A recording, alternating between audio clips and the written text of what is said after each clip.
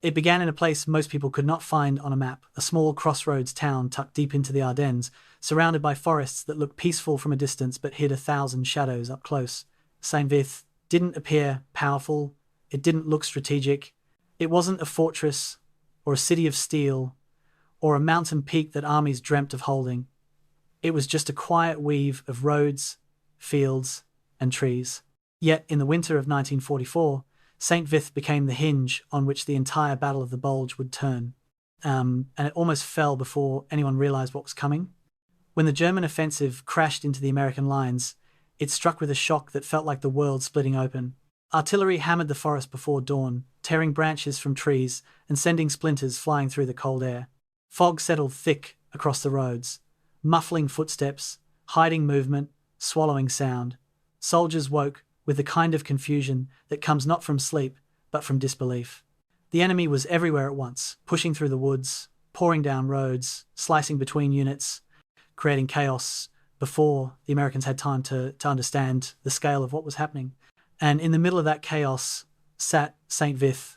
It wasn't just a town, it was the knot in the rope, the crossroads, the point where roads met, supplies moved, communication flowed. If St. Vith fell quickly, the entire American position in the Ardennes would unravel like loose thread. If it held, even for a few days, the German timetable would collapse, their momentum would fracture, their advance would slow. The men defending St. Vith understood this, even if no one told them. They felt it in their bones. Units were mixed, exhausted, undersupplied. Many didn't know which direction friendly lines lay anymore.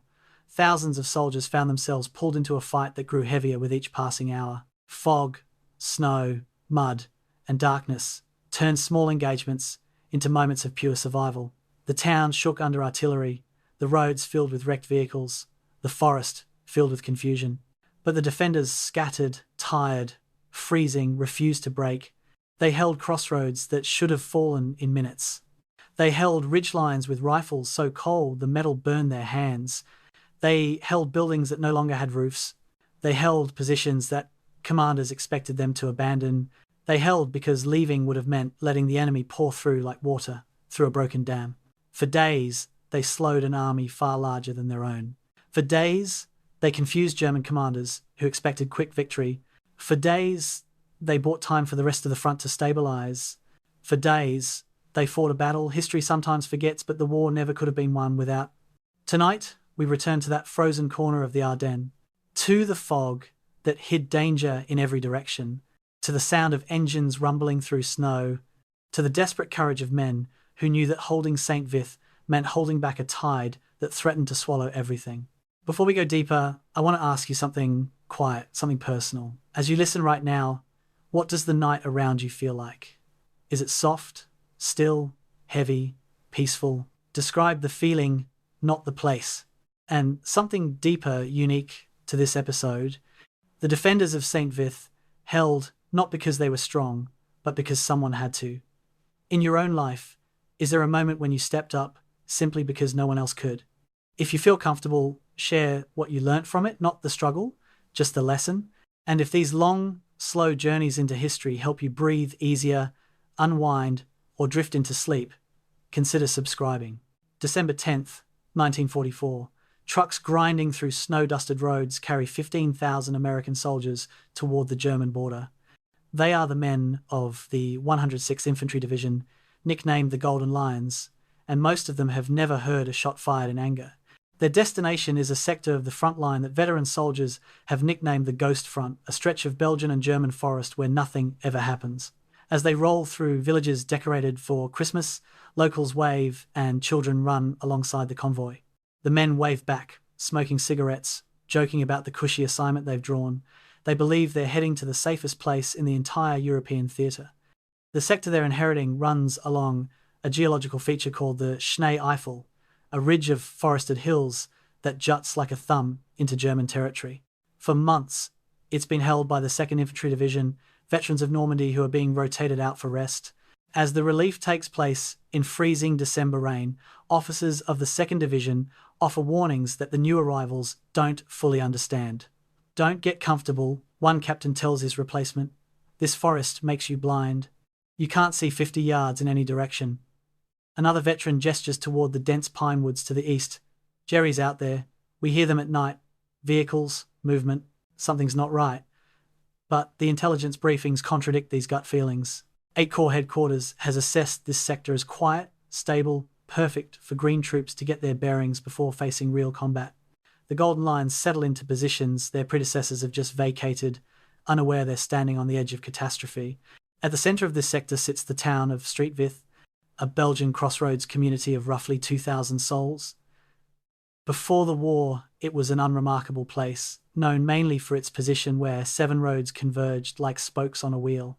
Roads from Germany, from Luxembourg, from Belgium's interior, all met at Vith before branching out again toward destinations north and west. To a farmer or merchant, it was simply a market town. To a military planner studying maps, it was something else entirely, a terrain feature that could not be bypassed. Any army trying to move through this region would need those roads. Control Vith, and you controlled mobility through the entire area. Lose Vith, and your supply lines choked to death in the narrow forest tracks that couldn't handle heavy traffic. The Americans understood this in theory, which is why they garrisoned the town.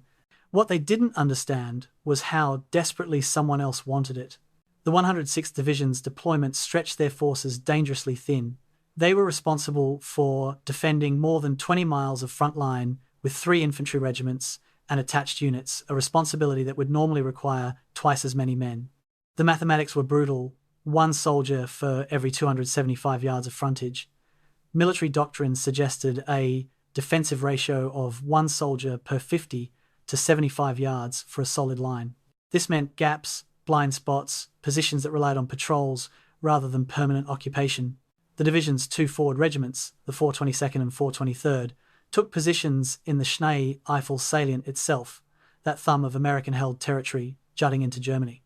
Behind them, the 424th Regiment formed a reserve line closer to Vith. It was a defense built on hope that the Ghost Front would stay quiet, that German forces opposite them were as depleted and passive as intelligence suggested, that nothing serious would happen before these green soldiers learnt their trade. Colonel Mark Devine Jr. commanded the 14th Cavalry Group, a reconnaissance unit responsible for screening the division's northern flank. His troopers rode in light armoured cars and jeeps, equipped for scouting and reporting, not for sustained combat against heavy forces. Yet Devine's cavalry had to cover an impossibly broad frontage, maintaining observation posts and patrols across miles of forested terrain. On December 15th, Devine stood in his headquarters studying situation maps that showed his units spread thin as tissue paper. His experienced eye recognized the danger immediately. If something hit his positions hard, his lightly armed cavalry would have 2 choices: die in place or run. There was no third option. When he raised concerns with higher headquarters, he received reassurances that intelligence showed no German build-up in his sector. The Ghost Front was quiet, nothing to worry about. Devine returned to his maps, unconvinced but overruled. Across the front line, in the German forests, other soldiers were also studying maps. They moved only at night, their vehicles draped in camouflage netting, their radio operators maintaining strict silence. When they spoke, it was in whispers. Officers who violated light discipline faced immediate relief of command. Every precaution possible was being taken to hide the presence of 200,000 men, 600 tanks, and 1,900 artillery pieces, assembling in forests the Americans believed were nearly empty. German soldiers watched American positions through binoculars, noting the locations of command posts, the patterns of patrols, the gaps in the line. They counted vehicles, tracked the relief of the 2nd Division by new troops, observed everything, and they waited for the order that would send them forward. In the largest German offensive operation since 1940, the weather in mid-December turned miserable, which helped the German concealment efforts. Low clouds grounded Allied reconnaissance aircraft. Rain turned to sleet, then snow, reducing visibility and keeping American patrols close to their positions. In Vith itself, Belgian civilians went about their daily routines under occupation shadow, their town sitting just behind American lines but still bearing scars from years of war. Some families had sons or husbands in the resistance, others simply tried to survive, to keep their children fed, to maintain some semblance of normal life. They had no idea their town was about to become the hinge upon which the entire Battle of the Bulge would turn. The 7 roads that met at Vith roads they'd traveled their entire lives were about to be measured in hours and minutes, and American lives spent to hold them. On the evening of December 15th, an eerie quiet settled over the Schnee Eifel. American soldiers in their foxholes and bunkers settled into routine. Some wrote letters home, others played cards in dugouts lit by candles. A few had access to captured German liquor and passed bottles around to ward off the cold. Sentries stamped their feet and blew on their hands, peering into forests where nothing moved. Officers checked positions, then returned to command posts to file routine reports. Quiet sector. No significant enemy activity. All positions manned and ready.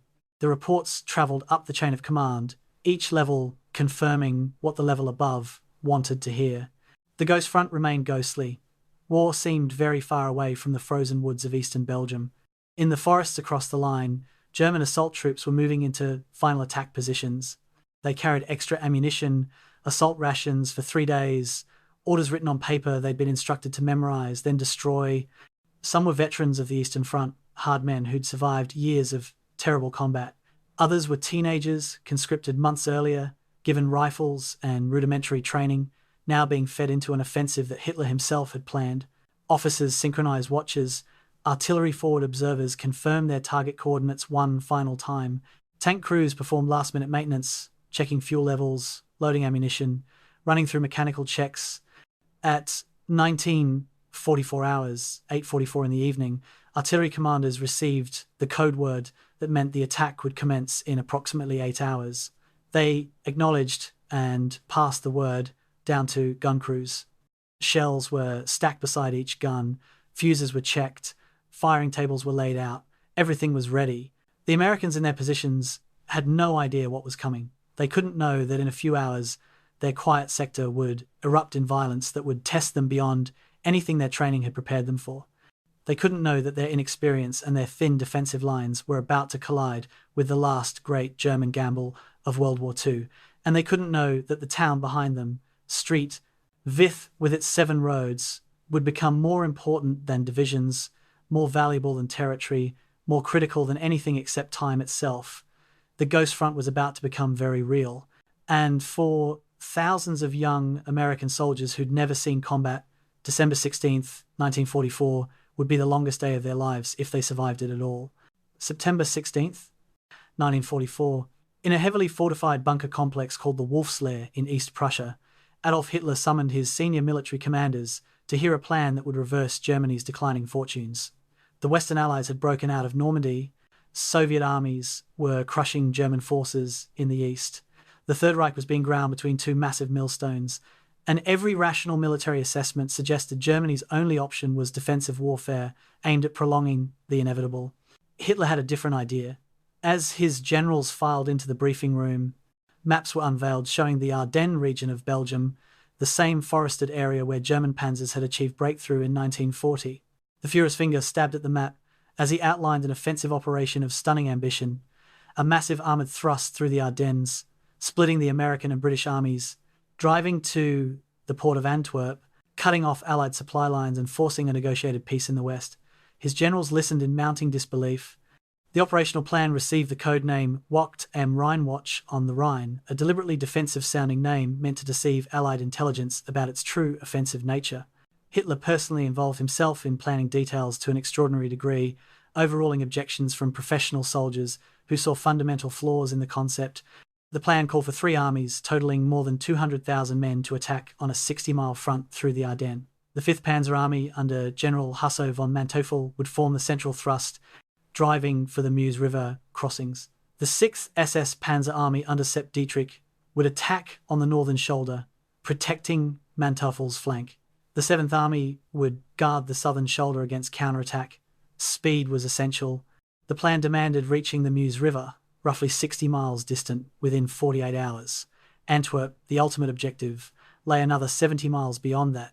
The entire operation would need to succeed in 7 to 10 days before Allied reinforcements could seal the breakthrough. General von Manteuffel, a skilled panzer commander who'd fought on the Eastern Front, immediately identified the plan's central vulnerability: logistics. Germany's fuel supplies were critically depleted. The panzers and trucks assembled for Wacht am Rhein carried barely enough fuel to reach the Meuse River, and only if they met minimal resistance and maintained high speed. The plan, therefore, included a ruthless provision. Assault units would capture American fuel dumps along their routes. German logistics officers calculated that they'd need to seize millions of gallons of enemy fuel to reach Antwerp. This meant the offensive would feed on its own success. Any significant delay, any failure to capture fuel stocks, would stop the panzers before they reached their objectives. Manteuffel raised these concerns directly with Hitler. The Führer dismissed them. "The Americans have fuel depots everywhere," he declared. "You will take what you need from them." It was planning based on hope rather than calculation, gambling that an offensive would succeed because it must succeed. The 5th Panzer Army's specific mission focused on the terrain sector, including Street Vith. Manteuffel's intelligence staff studied the road network and reached the same conclusion Allied planners had. Street Vith was the key terrain. 7 roads converged there, and the 5th Panzer Army's supply columns absolutely required those roads to maintain momentum. The narrow forest tracks elsewhere couldn't handle the volume of traffic that would follow the armoured spearheads. Staff officers calculated that if Street Vith fell quickly, the 5th Panzer Army could push 2, possibly 3 divisions through the town toward the Meuse crossings. If Street Vith held even briefly, the entire army would bottleneck behind the lead elements, burning precious fuel while waiting for roads to open. Manteuffel's planners assigned a timetable: capture Street Vith by nightfall on December 17th, the second day of the offensive. That gave assault units roughly 24 hours from the attack's commencement to seize a town held by an entire American infantry division. The planners noted this was optimistic but achievable if surprise was complete and American resistance collapsed quickly.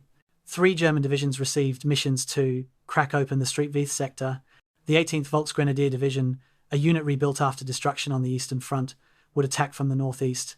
The 62nd Volksgrenadier Division would strike from the east. These divisions would fix American forces in place and create penetrations for the armour to exploit. Behind them, waiting for the breakthrough, the 2nd SS Panzer Division Das Reich sat ready to plunge through any gaps and race for the town. Das Reich was an elite formation, though far below its theoretical strength. Its commander, SS Brigadeführer Heinz Lammerding, was a veteran of the Eastern Front, known for aggressive tactics. In the final briefings before the attack, Lammerding told his officers that Street Vith must fall on December 17th regardless of cost. "If we're fighting for Street Vith on December 18th, he stated flatly, the offensive has already failed. His officers understood the implication. No delays would be tolerated, no excuses accepted. Achieving surprise required extraordinary security measures. Throughout November and early December, German units moved toward assembly areas only at night, with all vehicles running under blackout conditions. Radio traffic followed elaborate deception patterns, with units broadcasting from their old positions while actually hundreds of miles away. Luftwaffe fighters maintained just enough activity to keep Allied reconnaissance aircraft cautious, but not enough to suggest anything unusual. German intelligence spread rumours through various channels that Army Group B was preparing defensive positions to counter expected Allied offensives. Even German soldiers didn't know the true objective until days before the attack. Assault units received their orders in sealed packets with instructions not to open them until specific times. The result was an intelligence blackout that Allied commanders found impossible to penetrate. Ultra-intercepts, which had given the Allies such advantages throughout the war, revealed nothing because German commanders communicated orders by courier rather than radio. The Americans defending the Ghost Front had no idea what was coming. The artillery plan for Wacht am Rhein represented the largest concentration of German firepower on the Western Front since 1940. 1,900 guns of all calibers were positioned in camouflage firing positions, their crews issued with detailed fire plans that had been months in preparation. The barrage would commence at 05:30 hours on December 16th and continue for 90 minutes, targeting American positions to a depth of 5 miles. Forward American positions would receive the heaviest concentration. Some sectors were assigned more than 1,000 shells in the first 30 minutes. Command posts, communication centers, artillery positions, road junctions, all had been pre-registered by German observers who'd been watching for weeks. The goal wasn't just to destroy American units, but to paralyze command and control, to create chaos that would delay American response long enough for German armor to achieve breakthrough. Artillery officers understood they'd get one chance at this. Germany's shell stockpiles, like its fuel supplies, were critically low. This barrage would consume ammunition that couldn't be replaced. By December 15th, the eve of the offensive, more than 200,000 German soldiers waited in forests across from American positions. Some were veterans who'd survived years of combat, fatalistic men who understood this was likely a desperate gamble. Others were teenagers, recent conscripts who'd received minimal training before being assigned to assault units. Many of the Volksgrenadier divisions included men who'd been wounded on other fronts, recovered enough to fight, but far from the elite soldiers Germany had fielded earlier in the war. Equipment varied wildly in quality. Some panzer units had new Tiger and Panther tanks, others made do with obsolete Czech-built vehicles or tanks pulled from training units. Artillery included modern guns and also ancient pieces from captured French stocks. It was an army built from what remained of the Wehrmacht's strength, a force cobbled together for one final throw of the dice. But it was still formidable, and it was focused on a narrow front against American units that had no idea they were about to be hit. On the evening of December 15th, final orders went out to assault units. Officers briefed their men on objectives, emphasized the importance of speed, reminded them that Germany's survival depended on this offensive's success. "We must split the Americans and British apart," officers told their soldiers. "We must reach Antwerp and cut off their supplies. This is Germany's last chance for an acceptable peace." Some soldiers believed it. Others simply prepared to follow orders, to do their duty, because that was all they knew how to do. Tank crews performed last maintenance checks. Infantry assault sections organized their loads of ammunition, grenades, rations. Medics packed their aid bags. And in camouflaged artillery positions stretching along 60 miles of front, gun crews stacked shells beside their weapons and waited for the order to fire. Across the line, American soldiers were settling in for what they expected to be another quiet night on the Ghost Front. They had no idea that, in a few hours, the largest artillery barrage on the Western Front since Normandy would turn their world into screaming chaos. At midnight, December 16th, 1944, German artillery commanders received confirmation. The offensive would proceed as planned. 0530 hours would mark the beginning of Wacht am Rhein, Hitler's last gamble, Germany's final attempt to change the war's outcome in the West. In 5.5 hours, the Ghost Front would cease to be quiet. In 5.5 hours, the defence of Street Vith would begin, though neither side yet knew that an obscure Belgian Crossroads town would become the hinge on which the entire offensive would turn. The Germans had planned to take it in 24 hours. They had calculated the road network's importance. They had assigned elite divisions to capture it. What they hadn't calculated, what they couldn't have known, was that sometimes the difference between victory and defeat comes down to ordinary soldiers in the right place at the right time, buying hours with their lives, turning what should have been a rapid advance into a grinding battle of attrition.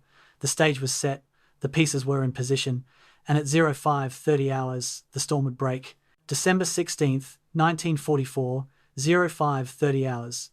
The darkness along the German border erupted in fire. 1,900 artillery pieces opened fire simultaneously, their muzzle flashes turning night into flickering orange daylight across 60 miles of front. The sound was beyond description, not individual explosions, but a continuous roar like the earth itself was tearing apart. American soldiers sleeping in foxholes and bunkers jerked awake to find their world transforming into chaos. Shells screamed down in such density that the ground trembled continuously. Trees exploded into splinters. Communication wires were cut almost instantly. Phone lines connecting forward positions to command posts went dead in the first minutes.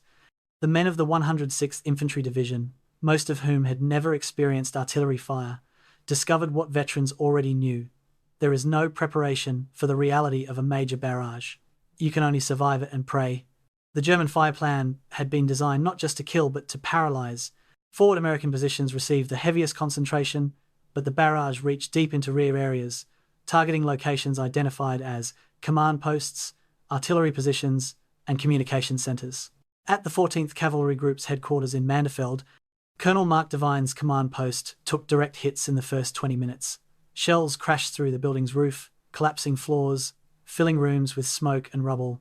Staff officers scrambled for cover as the structure came apart around them. Devine himself was knocked unconscious by concussion, recovered to find his headquarters in ruins and his communication with forward positions completely severed. The carefully organised defensive plan he'd prepared became irrelevant the moment he lost contact with his scattered cavalry troops. Now, he was fighting blind, trying to determine what was happening from fragmentary reports carried by runners who risked their lives moving through the barrage. At 06:30 hours, 90 minutes after the barrage commenced, it stopped. The sudden silence was almost as shocking as the noise had been. American soldiers in surviving positions lifted their heads from whatever cover they'd found, ears ringing, trying to understand what came next. They didn't have to wait long. German infantry emerged from the forests in assault waves, moving forward behind the barrage's destructive path. Where American positions had survived, the defenders opened fire, but many positions had been obliterated or suppressed. The German infantry tactics were methodical and professional. They moved in small groups, using terrain and the morning fog that clung to the ground. When they encountered resistance, they pinned the defenders down, while other groups maneuvered around flanks. Communications between American units remained severed, so each position fought in isolation, unaware of what was happening to neighbouring units. The 14th Cavalry Group's positions northeast of Street, Vith began disintegrating within hours of the attack's commencement. These were reconnaissance troops in light armoured vehicles, never intended to fight main defensive battles against determined infantry attacks. At Manderfeld, Roth, Kobsguide, and other villages along the cavalry's front, German pressure mounted quickly. Small American garrisons fought brief, desperate actions before being overrun or forced to retreat. By mid-morning, Colonel Devine faced a terrible choice. His cavalry group was being systematically destroyed. He could order his scattered units to fight in place and watch them die, or he could authorize withdrawal to preserve combat effectiveness. The decision violated his orders to hold the line, but Devine was a professional soldier who understood that dead cavalrymen couldn't screen anything. At approximately 1000 hours, he issued orders for a fighting retreat towards Streetvith. The withdrawal was messy, conducted under pressure, but it saved most of his command from annihilation. It also meant that by noon on December 16th, the northern approach to Street Vith lay open to German advance. In Street Vith itself, Major General Alan Jones commanded the 106th Infantry Division from a headquarters that was receiving increasingly alarming reports throughout the morning. Jones was an experienced officer, but nothing in his career had prepared him for the situation developing around his division. His forward regiments, the 422nd and 423rd, were reporting heavy attacks all along their positions in the Schnee Eifel. German forces appeared to be driving around both flanks of the salient, threatening to cut off his forward troops from the rear. The 14th Cavalry Group, which was supposed to screen his northern flank, was in full retreat. His communications were spotty at best, severed entirely in many areas. Mapboards in the headquarters showed arrows representing German penetrations, but Jones didn't know if these were accurate or hours out of date. The fog of war had descended completely. By afternoon, the situation clarified into nightmare. German forces had penetrated several miles into American positions along the entire 106th Division front. Most critically, they'd driven wedges around both sides of the Schnee Eifel salient, threatening to surround the two forward regiments. Colonel George Deschenaux of the 422nd Regiment and Colonel Charles Cavender of the 423rd radioed urgent requests for permission to withdraw before they were completely cut off. Jones hesitated. His orders from 8th Corps were to hold in place. Corps headquarters seemed unable to grasp the scale of what was happening, treating reports of major attacks as localized probes. Jones found himself caught between the reality his subordinates were reporting and what higher headquarters would believe. Finally, in late afternoon, he authorized a limited withdrawal of forward positions but ordered the main line in the Schnee Eifel to hold. It was already too late. German forces had seized the town of Schönberg, which sat astride the main road from the Schnee Eifel back to Street Vith. The two forward regiments were cut off. As darkness fell on December 16th, the situation facing the 106th Division and the town of Street Vith was catastrophic. German forces had advanced between 3 and 5 miles along most of the division's front. Two entire regiments, roughly 9,000 men, were surrounded in the Schnee Eifel with their only supply route in German hands. The 14th Cavalry Group had been driven back 7 miles and had lost approximately 30% of its effective strength. Villages that had been in American hands that morning were now burning behind German lines, and the attacks showed no sign of stopping. Throughout the night, scattered American units dug in wherever they found themselves, trying to establish some kind of coherent defensive line. Officers attempted to contact higher headquarters to get orders, to understand what was happening beyond their immediate sectors. Most found their radios unable to reach anyone. They were alone in the dark, listening to the sounds of German vehicles and troops moving past their positions in the night.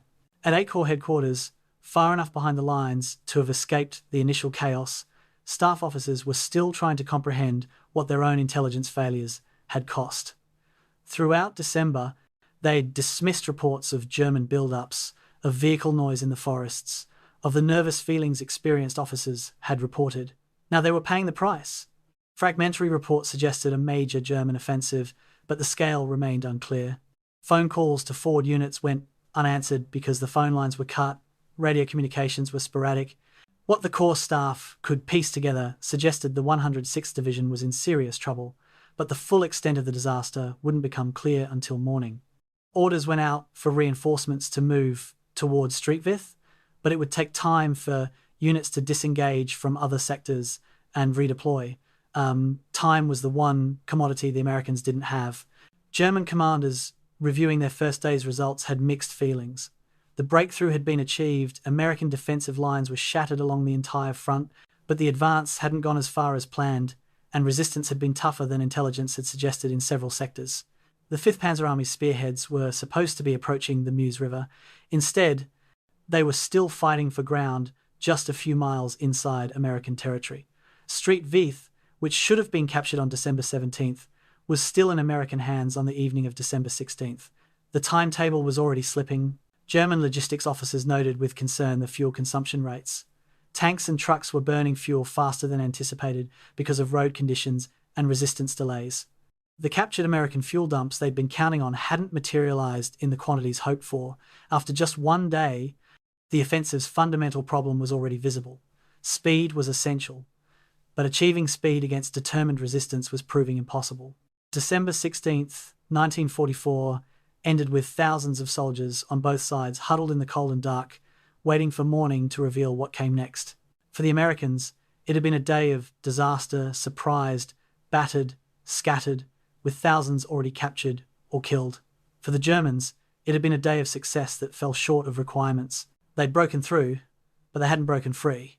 And in Vith, in command posts lit by generator-powered lights, American officers were beginning to understand that their town, their 7 roads, their unremarkable crossroads, had suddenly become the most important piece of ground on the entire Western Front. The question wasn't whether the Germans would come for Vith, the question was whether there'd be anything left to defend it when they arrived. December 17th, 1944, dawn. Colonel George Deschenaux stood in the command post of the 422nd Infantry Regiment, studying a map that showed his position with brutal clarity. His regiment, along with Colonel Charles Cavender's 423rd, occupied positions along the Schnee-Eifel Ridge, and they were completely surrounded. During the night, German forces had completed the encirclement by seizing all roads leading west towards Vith. The town of Schönberg, which controlled the only decent road out of the salient, was now firmly in German hands. Roughly 9,000 American soldiers were trapped in a pocket approximately 4 miles long and 2 miles wide, with German forces pressing from 3 sides and only dense forest at their backs. Deschenaux had been an officer long enough to recognize the tactical situation for what it was, a death trap closing slowly around his men. Radio communications with division headquarters were sporadic at best, reduced to brief transmissions through the static and interference that plagued the forested terrain. What messages did get through brought confusion rather than clarity. Major General Jones, commanding the 106th Division from Vith, initially ordered the trapped regiments to hold their positions and await relief. Then, hours later, he changed the order to attack westward towards Schönberg to break out of the encirclement. Then came another message suggesting they should await an armoured relief column that was supposedly on its way. The contradictory orders reflected Jones's own desperate uncertainty. He was trying to command a battle he couldn't see, making decisions based on fragmentary information that was often hours out of date. For the colonels commanding the surrounded regiments, the confusion was maddening. Should they hold, attack, wait? Each option carried risks, and wrong choices would cost lives. By mid-morning, December 17th, reality imposed its own clarity. German forces were methodically tightening the noose. Artillery fire began falling on American positions. With increasing accuracy, the Germans had observers watching the trapped regiments from surrounding high ground. Supply became critical within hours. The regiments carried only what ammunition and rations they'd had when the encirclement closed. There would be no resupply. Medical supplies were already running low from treating casualties from the previous day's fighting. The weather remained miserable cold, with intermittent snow and fog, which at least kept German aircraft grounded. But it also made movement difficult and sapped the strength of men who were already exhausted from 24 hours of continuous combat. Officers walked their positions, checking on soldiers who were digging deeper foxholes, reinforcing hasty defensive lines, trying to prepare for attacks they knew were coming. What made the situation truly desperate was what the trapped soldiers could see from their positions. German armor and vehicles were streaming past their pocket, heading west towards Street Vith. The Americans were being bypassed rather than immediately destroyed. This was standard German tactical doctrine: don't get bogged down reducing surrounded pockets when the main objectives lie ahead. But for the men watching enemy tanks and trucks passing just out of rifle range, it was agonizing. They could see the enemy advancing, could do nothing to stop it, and knew that every hour they remained trapped was an hour. German forces moved deeper into American territory. Some officers advocated for an immediate breakout attempt. Others counseled patience, believing the relief column would arrive. The debate consumed precious hours, while the tactical situation continued to deteriorate. December 18th brought the reality that no relief was coming.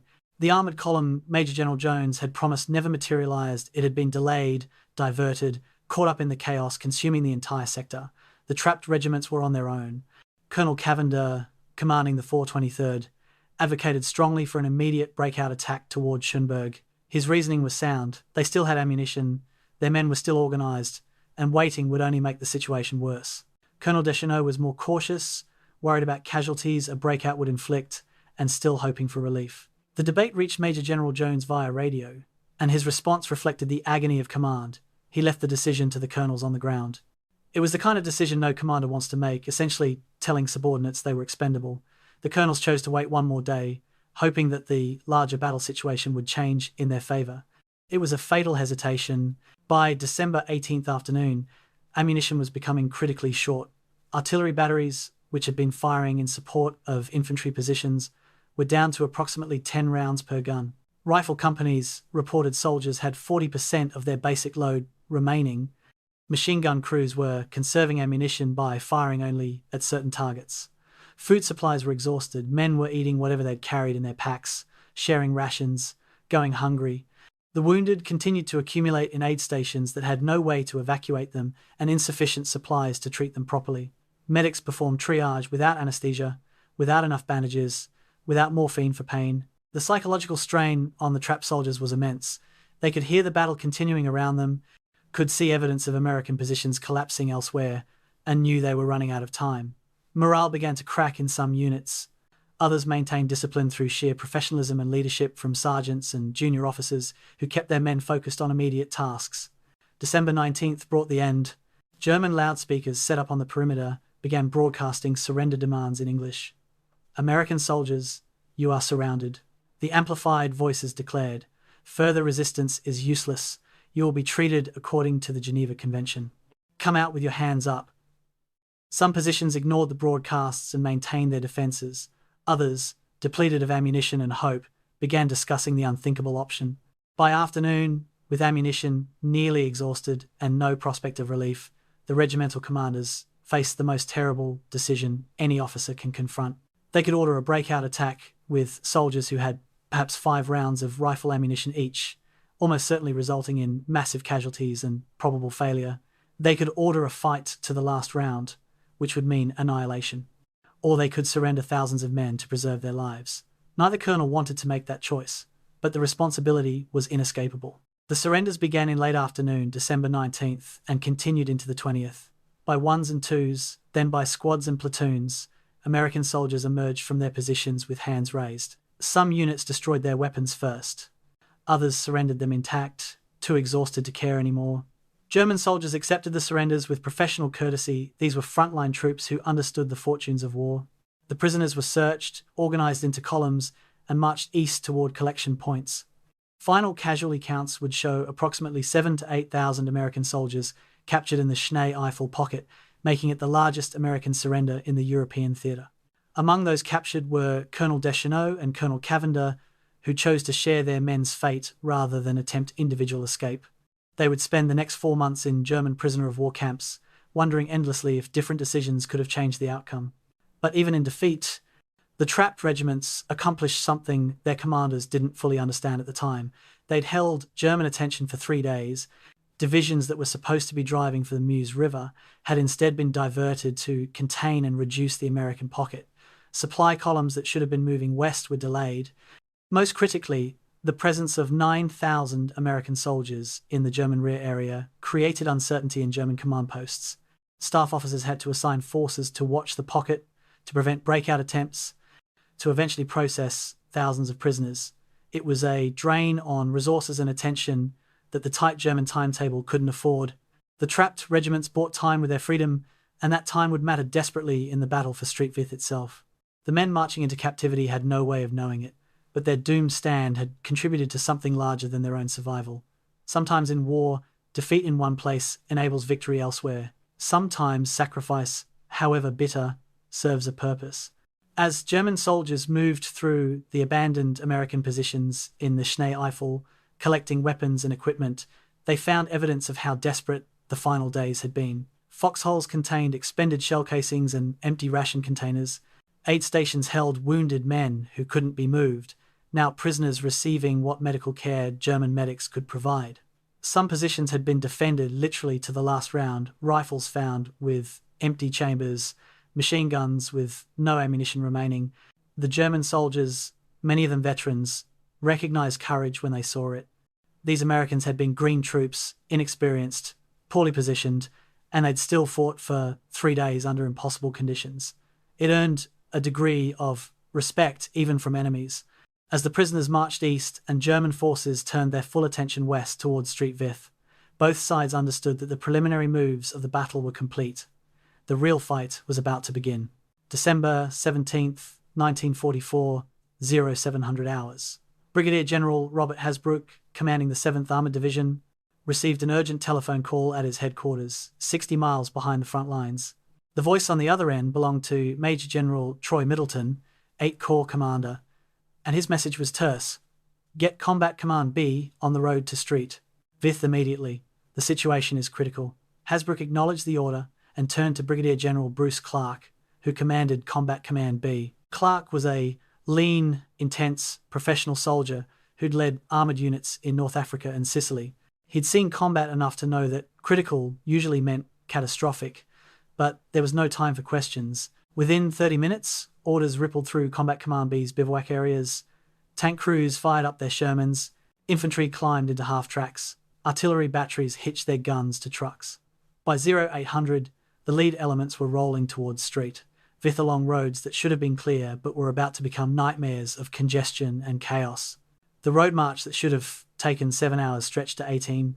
Combat Command B consisted of approximately 4,500 men, 88 M4 Sherman tanks, 28 M5 Stuart light tanks, self-propelled artillery, and all the trucks and support vehicles needed to keep an armoured unit moving. This entire force had to navigate through roads clogged with refugees, retreating American units, and mounting panic. Belgian civilians were fleeing westward, away from the German breakthrough, their carts and vehicles blocking intersections and narrow village streets. American units that had been overrun or bypassed were streaming rearward in various states of organisation, some maintaining unit cohesion, others reduced to scattered groups of soldiers looking for friendly lines. Nobody had clear information about where the front lines actually were anymore. Clark's lead elements kept encountering contradictory directions from military police at intersections. Don't go that way. Germans are in the next town. That road's under artillery fire. We've lost contact with everything east of here. It was chaos given geographic form. German aircraft added to the misery. Luftwaffe fighters, taking advantage of brief breaks in the cloud cover, strafed the congested roads. The attacks weren't sustained. German air assets were as depleted as everything else, but they didn't need to be.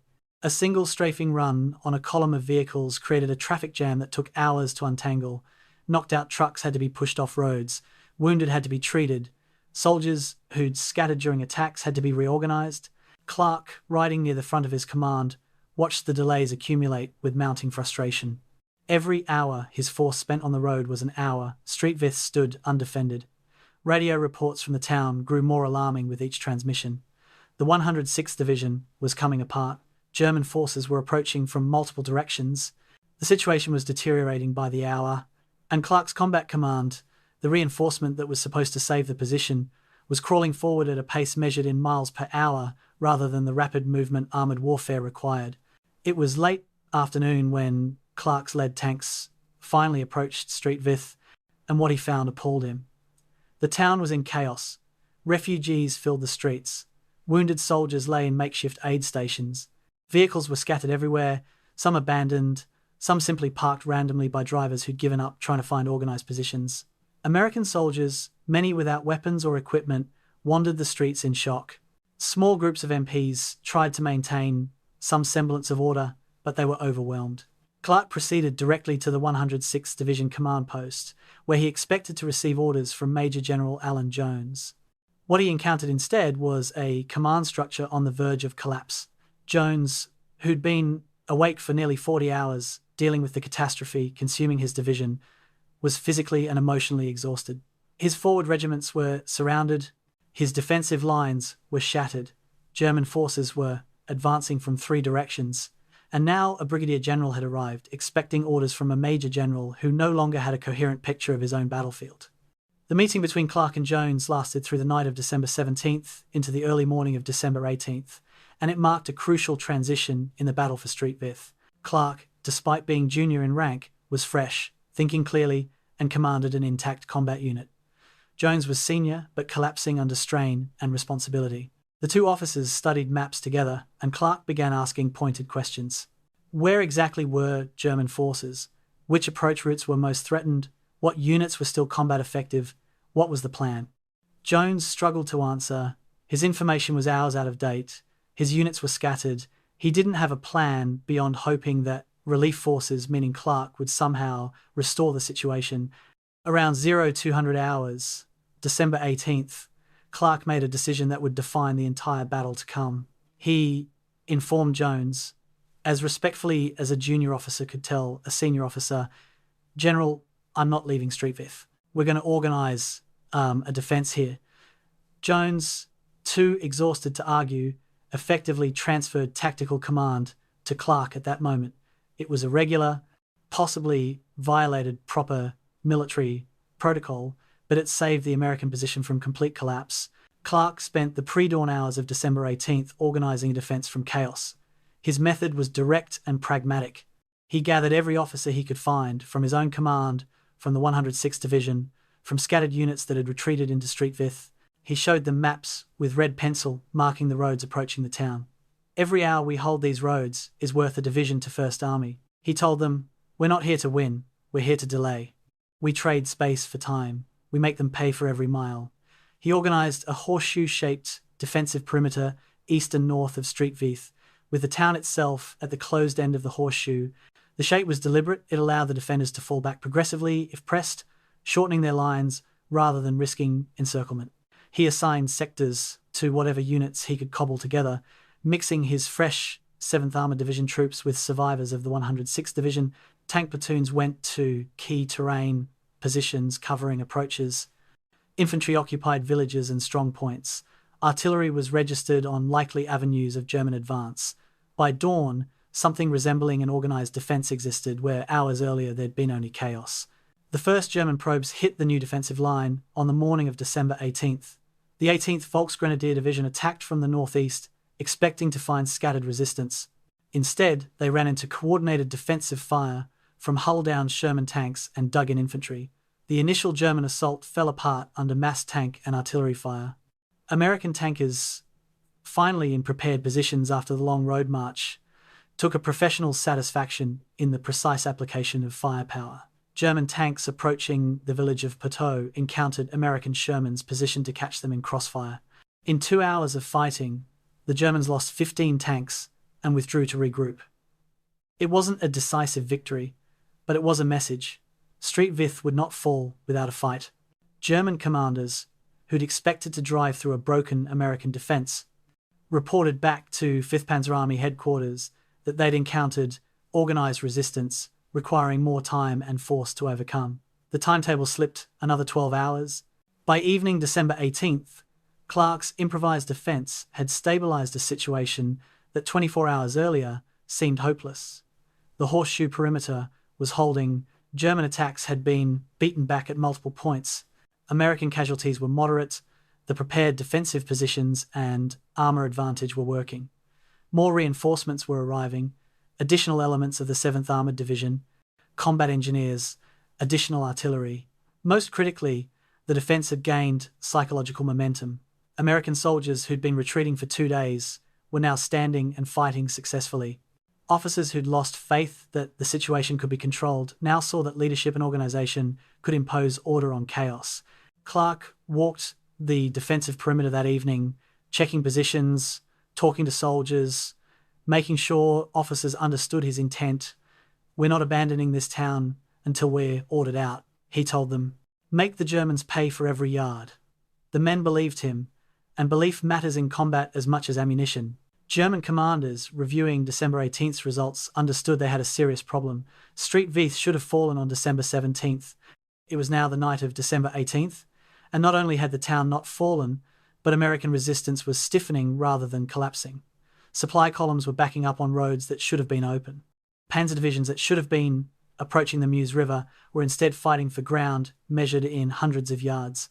At 5th Panzer Army headquarters, staff officers updated maps with red symbols showing German units fixed in place around Street Vith, while blue symbols showed American reinforcements arriving. The casualty ratios were worrying. Attacking forces were taking heavier losses than defenders in prepared positions. Most concerning, intelligence reports indicated more American armor was moving toward the sector. The quick breakthrough and exploitation that Wacht am Rhein required was transforming into a methodical battle of attrition.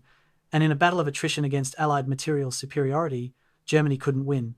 In Street Vith itself, Belgian civilians huddled in cellars while artillery fire occasionally crashed into the town. They'd seen German occupiers, American liberators, and now they were caught in the middle of a battle that would determine their immediate fate. Some families had sent their children away to relatives in less threatened areas. Others stayed together, believing that dispersal carried its own risks. They shared what food they had with American soldiers, provided intelligence about roads and terrain, hid wounded who couldn't be evacuated.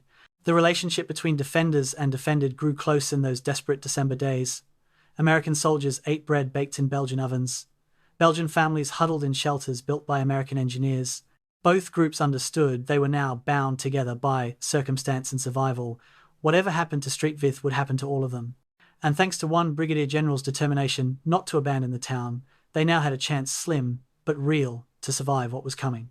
December 18th, 1944, evening, at Hitler's field headquarters, Adlerhorst the Eagle's Nest in the wooded hills near Bad Nauheim, staff officers delivered the day's situation reports to a room that grew increasingly tense with each update. The massive map table showed the Ardennes offensive's progress marked with coloured pins and ribbons. At first glance, it looked promising. German forces had penetrated 20 miles into American territory, creating a bulge in the Allied lines that stretched across the front. But professional military eyes saw problems immediately apparent.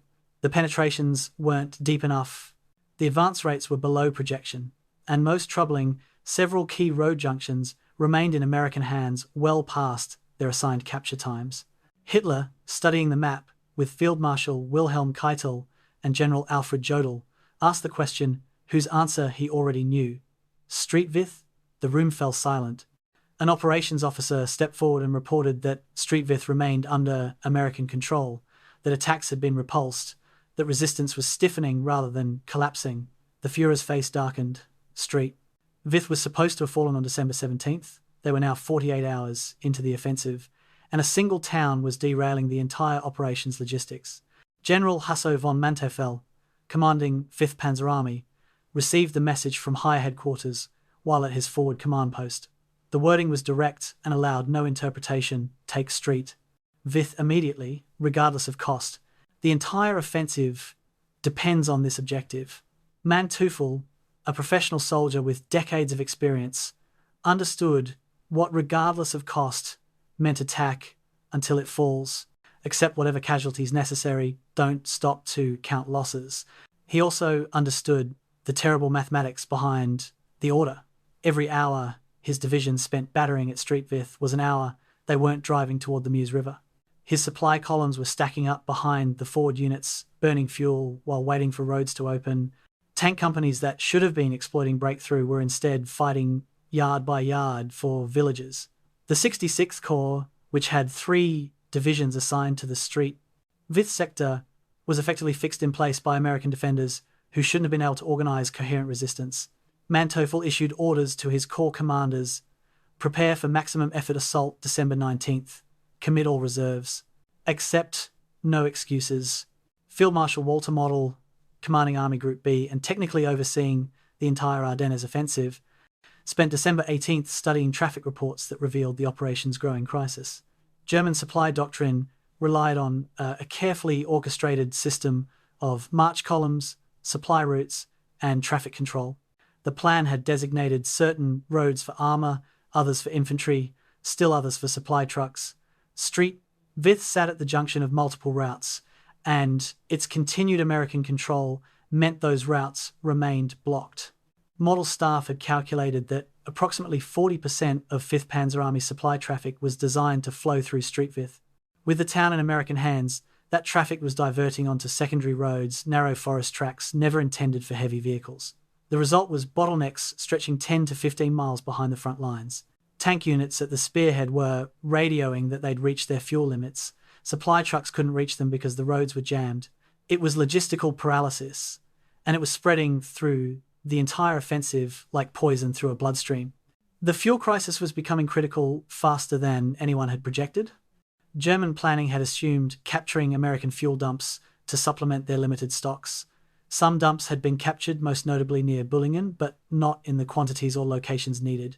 American forces had conducted effective demolitions before retreating, denying the Germans vast stockpiles. What fuel was captured often came in jerry cans that German vehicles couldn't use efficiently, or in dump sites too far from the units that needed it immediately.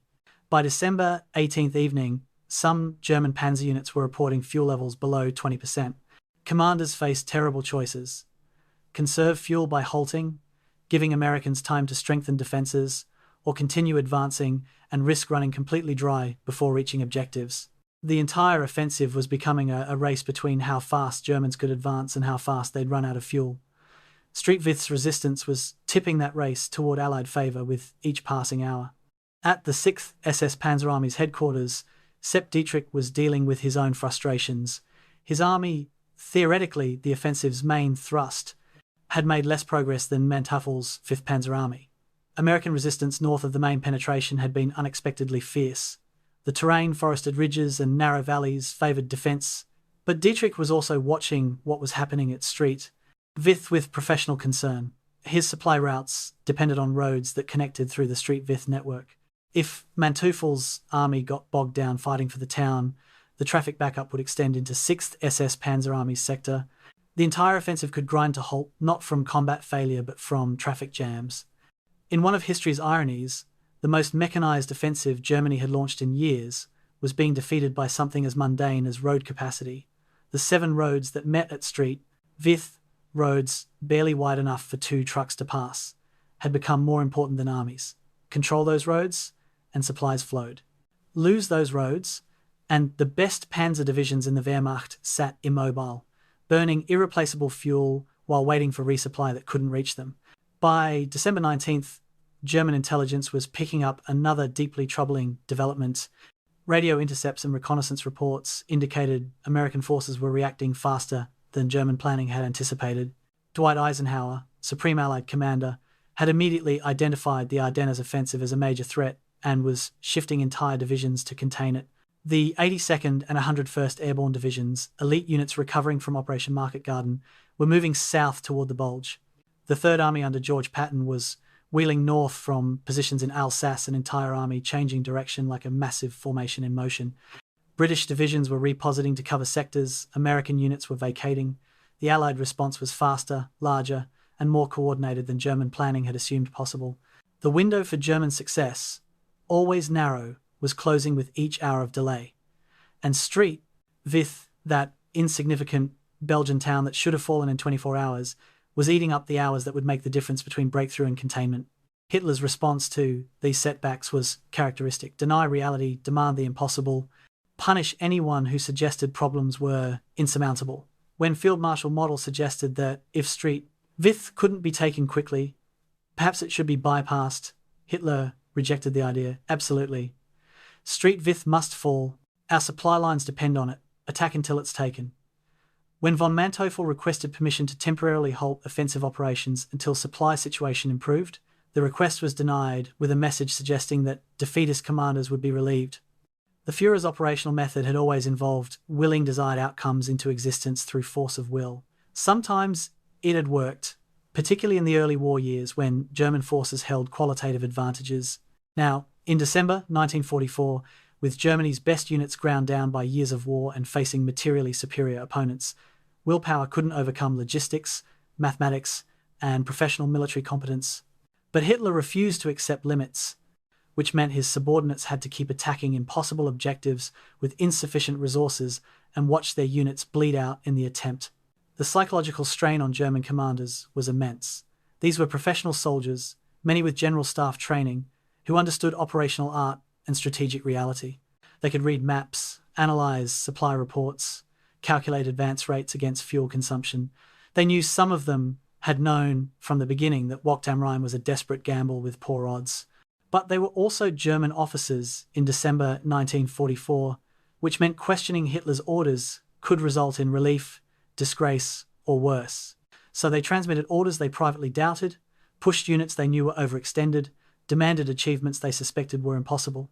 And they watched the Ardennes offensive, which had begun with such dramatic success, grinding down into a battle of attrition around an obscure Belgian town. Some, in private moments, wondered if this was how it ended for the Wehrmacht, not in glorious last stands, but in traffic jams and fuel shortages and ordinary American soldiers holding crossroads that shouldn't have mattered. December 19th would bring the maximum effort assault on Street Vith that Hitler had demanded. 3 German divisions would attack with every resource available: the 18th Volksgrenadier Division, the 62nd Volksgrenadier Division, and elements of the 2nd SS Panzer Division Das Reich. Artillery would prepare the assault with the heaviest barrage the sector had seen since December 16th. Infantry would attack on narrow fronts to achieve breakthrough. Armour would exploit any penetrations.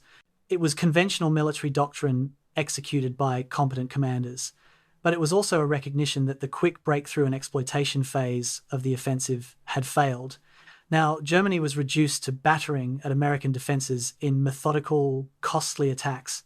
The Blitzkrieg had become a slugging match, and in a slugging match against Allied material superiority, there was only one possible outcome. The question wasn't whether Germany would eventually lose the Battle of the Bulge. The question was whether the defenders of Street Vith could delay German timetables long enough to transform what might have been a dangerous penetration into a contained salient that Allied forces could systematically reduce. The answer would be written in the combat actions of the next 72 hours. December 19th, 1944, 0500 hours, the ground around Street Vith trembled as German artillery opened fire with an intensity not seen since the offensive's opening barrage 3 days earlier. Shells screamed down on the horseshoe-shaped perimeter that Bruce Clark had established, targeting the eastern arc where intelligence suggested the American line was weakest. Soldiers who'd been trying to sleep in frozen foxholes jerked awake to find their positions under sustained bombardment. Trees exploded into deadly splinters, earth fountained skyward. The barrage walked methodically across American positions, guided by German observers who'd spent the previous day plotting coordinates. This wasn't harassing fire or random shelling. This was preparation fire, the kind that preceded major infantry assaults. Every American soldier who'd seen combat before knew what was coming next. The new soldiers learned quickly, when artillery stops, the infantry comes, and you'd better be ready to fight for your life. The barrage lifted at 0600 hours, and the 18th Volksgrenadier Division came forward in assault waves. They attacked toward Prummerberg, a village on the northeastern section of Clark's perimeter, where German intelligence suggested a gap between American units. But Clark's staff had identified the same vulnerability and reinforced it during the night. The German infantry emerged from the morning fog to find themselves advancing into overlapping fields of fire from hull-down Sherman tanks. The tankers had positioned their vehicles in carefully selected firing positions, turrets just visible over ridgelines, giving them clear shots at approaches while minimizing their exposure. When the Shermans opened fire, the effect was devastating. High explosive shells detonated among the German infantry. Armor-piercing rounds slammed into German tanks attempting to support the assault. In the first hour of fighting, the 18th Volksgrenadier Division lost 15 tanks and had 2 infantry battalions shredded by defensive fire. The attack stalled, reformed, came forward again, and broke against the American defensive line like waves against rocks. Clark's defensive doctrine was built around a concept called elastic defense, and the fighting around Primmerberg demonstrated its effectiveness. The outermost American positions, usually squad or platoon, strong points in buildings or hasty field fortifications, would engage attacking Germans until pressure became overwhelming.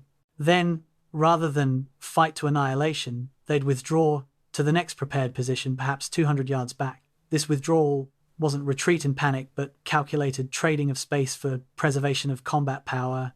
The Germans would advance to occupy the abandoned position, which exposed them to fire from the next defensive line. American artillery, which had registered protective fires on likely German assembly areas and approach routes, would hammer the advancing enemy. The net effect was that German units had to fight for every village, every ridge, every field. They advanced, but slowly, painfully, at costs that mounted with each yard gained, and the American defenders, by withdrawing before being overrun, maintained unit cohesion and fighting strength. By mid-morning, December 19th, the character of the battle had transformed from mobile warfare to grinding attrition. German forces were attacking simultaneously at multiple points along Clark's perimeter, probing for weak spots, trying to achieve breakthrough through concentration of force. At Wallerode, the 62nd Volksgrenadier Division pushed hard against positions held by a mixed task force of 7th Armoured Division tanks and 106th Division infantry survivors. The defenders bent but held, falling back from forward positions to main defensive lines but maintaining organised resistance. At Ober-Emmels, German infantry worked their way into the village, only to be driven out by an American counterattack supported by tank destroyers. At Hunningen, German armour attempted to flank around the northern edge of the horseshoe but ran into a minefield laid by American combat engineers during the night. 3 German tanks were disabled by mines, blocking the approach route for vehicles behind them. It was combat reduced to its fundamentals: fire and movement, assault and defence, men trying to kill each other over ground that would have been meaningless in peacetime. The coordination between scattered American units improved throughout the day, and this was perhaps Clark's greatest achievement. He'd taken remnants of 7 different units: 7th Armoured Division, 106th Infantry Division, 14th Cavalry Group, various artillery battalions, combat engineer companies, even a few stray tank destroyer units, and forged them into a cohesive defensive force. Radio communications, which had been chaotic on December 16th, now followed organised protocols. Artillery forward observers attached to infantry units could call fire missions that were answered promptly by gun batteries positioned around Street Vith.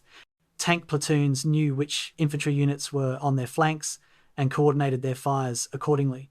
When gaps opened in the line, reserves moved forward to plug them.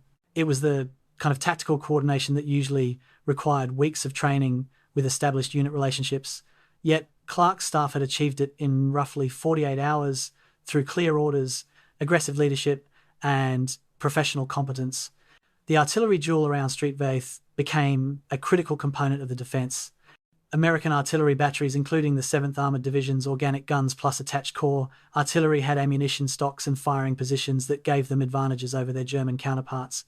American gunners could fire time-on-target missions, where multiple batteries fired shells timed to arrive simultaneously on a target, creating devastating concentrations. German artillery, while numerous, was limited by ammunition supply and vulnerability to American counter-battery fire. American artillery forward observers, working from observation posts with clear views of German assembly areas, could bring fire down within minutes of identifying targets. The result was that German units attempting to organise for attacks found themselves under artillery fire before they could even begin their assault.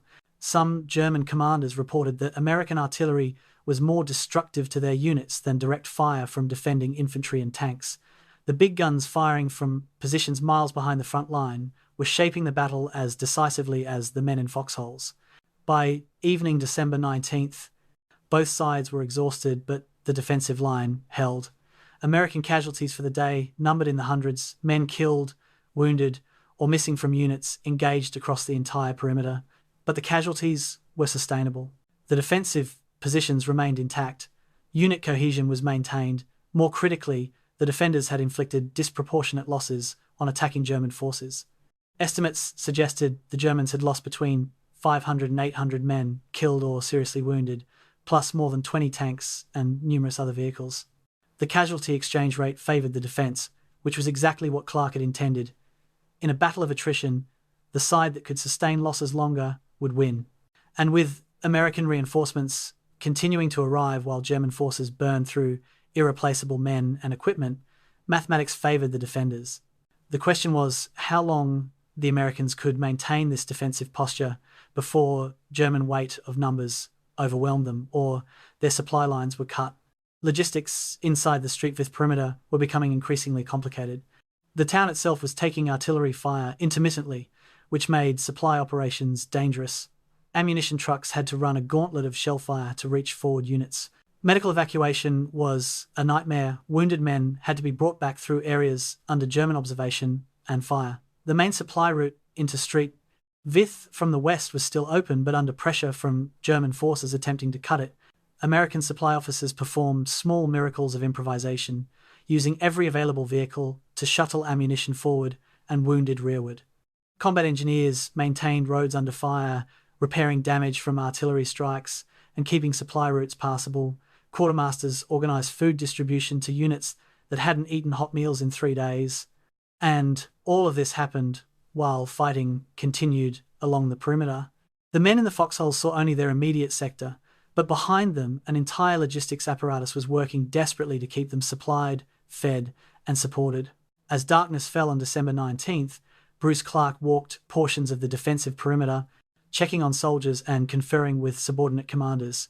He found men exhausted but determined.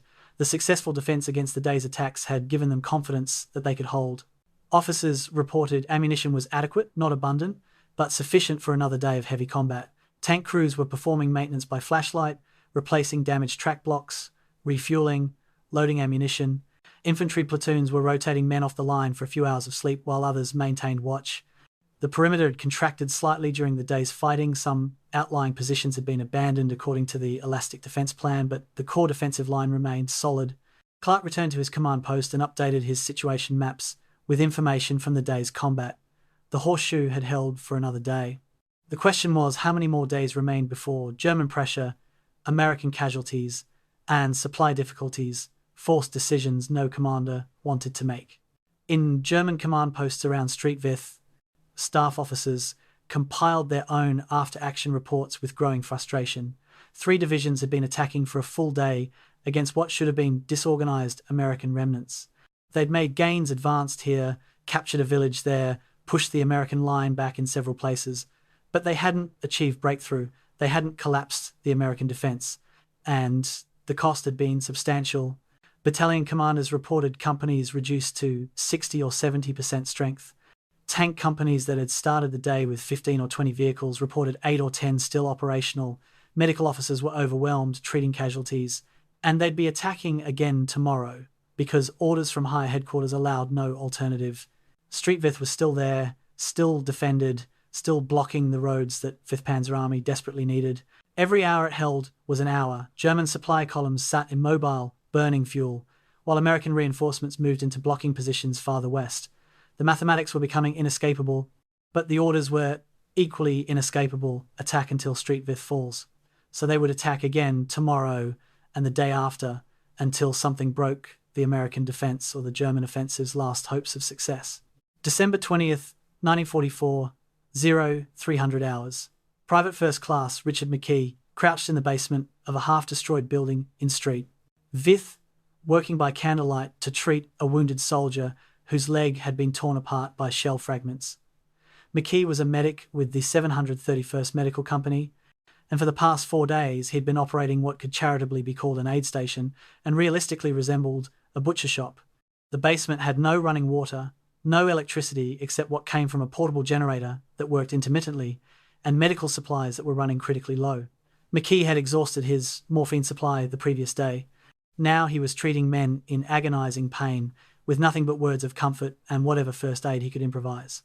The wounded soldier on his table, McKee didn't even know his name or unit, had a femoral artery that was bleeding despite the tourniquet.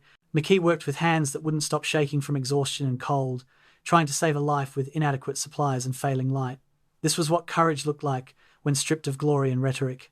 Just a 19-year-old kid from Ohio trying to keep strangers alive in a basement that might collapse if the next shell hit too close. 3 blocks away, Staff Sergeant Harold Schaffner sat in the commander's position of his M4 Sherman tank, checking ammunition loads and fuel levels by the light of a hooded flashlight. Schaffner's tank had been in continuous action since Combat Command B arrived in Street Vith 3 days earlier. The vehicle bore evidence of the fighting. A long scar along the turret where a German anti-tank round had glanced off, rather than penetrating tracks that needed replacement but would have to wait, and a main gun that was probably wearing out from constant firing but still worked. Schaffner's crew had fought in 4 separate defensive actions over the past 72 hours. They'd destroyed 3 German tanks, suppressed countless infantry attacks, and burned through enough ammunition that Schaffner had lost count. The crew was running on coffee, cigarettes, and sheer determination. His gunner, a kid from Wisconsin, hadn't slept more than 3 hours in the past 2 days. His driver kept falling asleep at the controls and having to be shaken awake. But the tank was still operational, still capable of fighting, and that mattered more than comfort or rest. Schaffner checked his map, noted the sector his platoon was assigned to defend, and allowed himself 30 minutes of sleep before the next German attack that everyone knew was coming with dawn. Lieutenant Eric Wood had become a legend among the scattered survivors of the 106th Division through sheer force of personality and tactical brilliance. Wood's original unit had been cut off in the Schnee Eifel, but he'd avoided capture by leading a small group of soldiers through German lines in a nighttime infiltration that combined luck and skill. He'd reached Street Vith with approximately 40 men from various units, none of whom had known each other before the German offensive began. Through 4 days of combat, Wood had forged these stragglers into an effective fighting unit. He led them in patrol actions, ambushes, and defensive positions wherever Clark's staff needed additional forces. Wood's men trusted him absolutely because he never asked them to do anything he wouldn't do himself.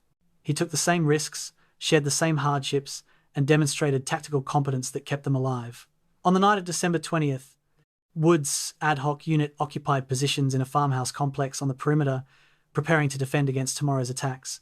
The men cleaned weapons, distributed ammunition, and told stories to keep awake. Wood moved among them, checking on each soldier individually, making sure they understood the defensive plan, offering encouragement that was genuine because it came from someone who was fighting alongside them rather than commanding from safety.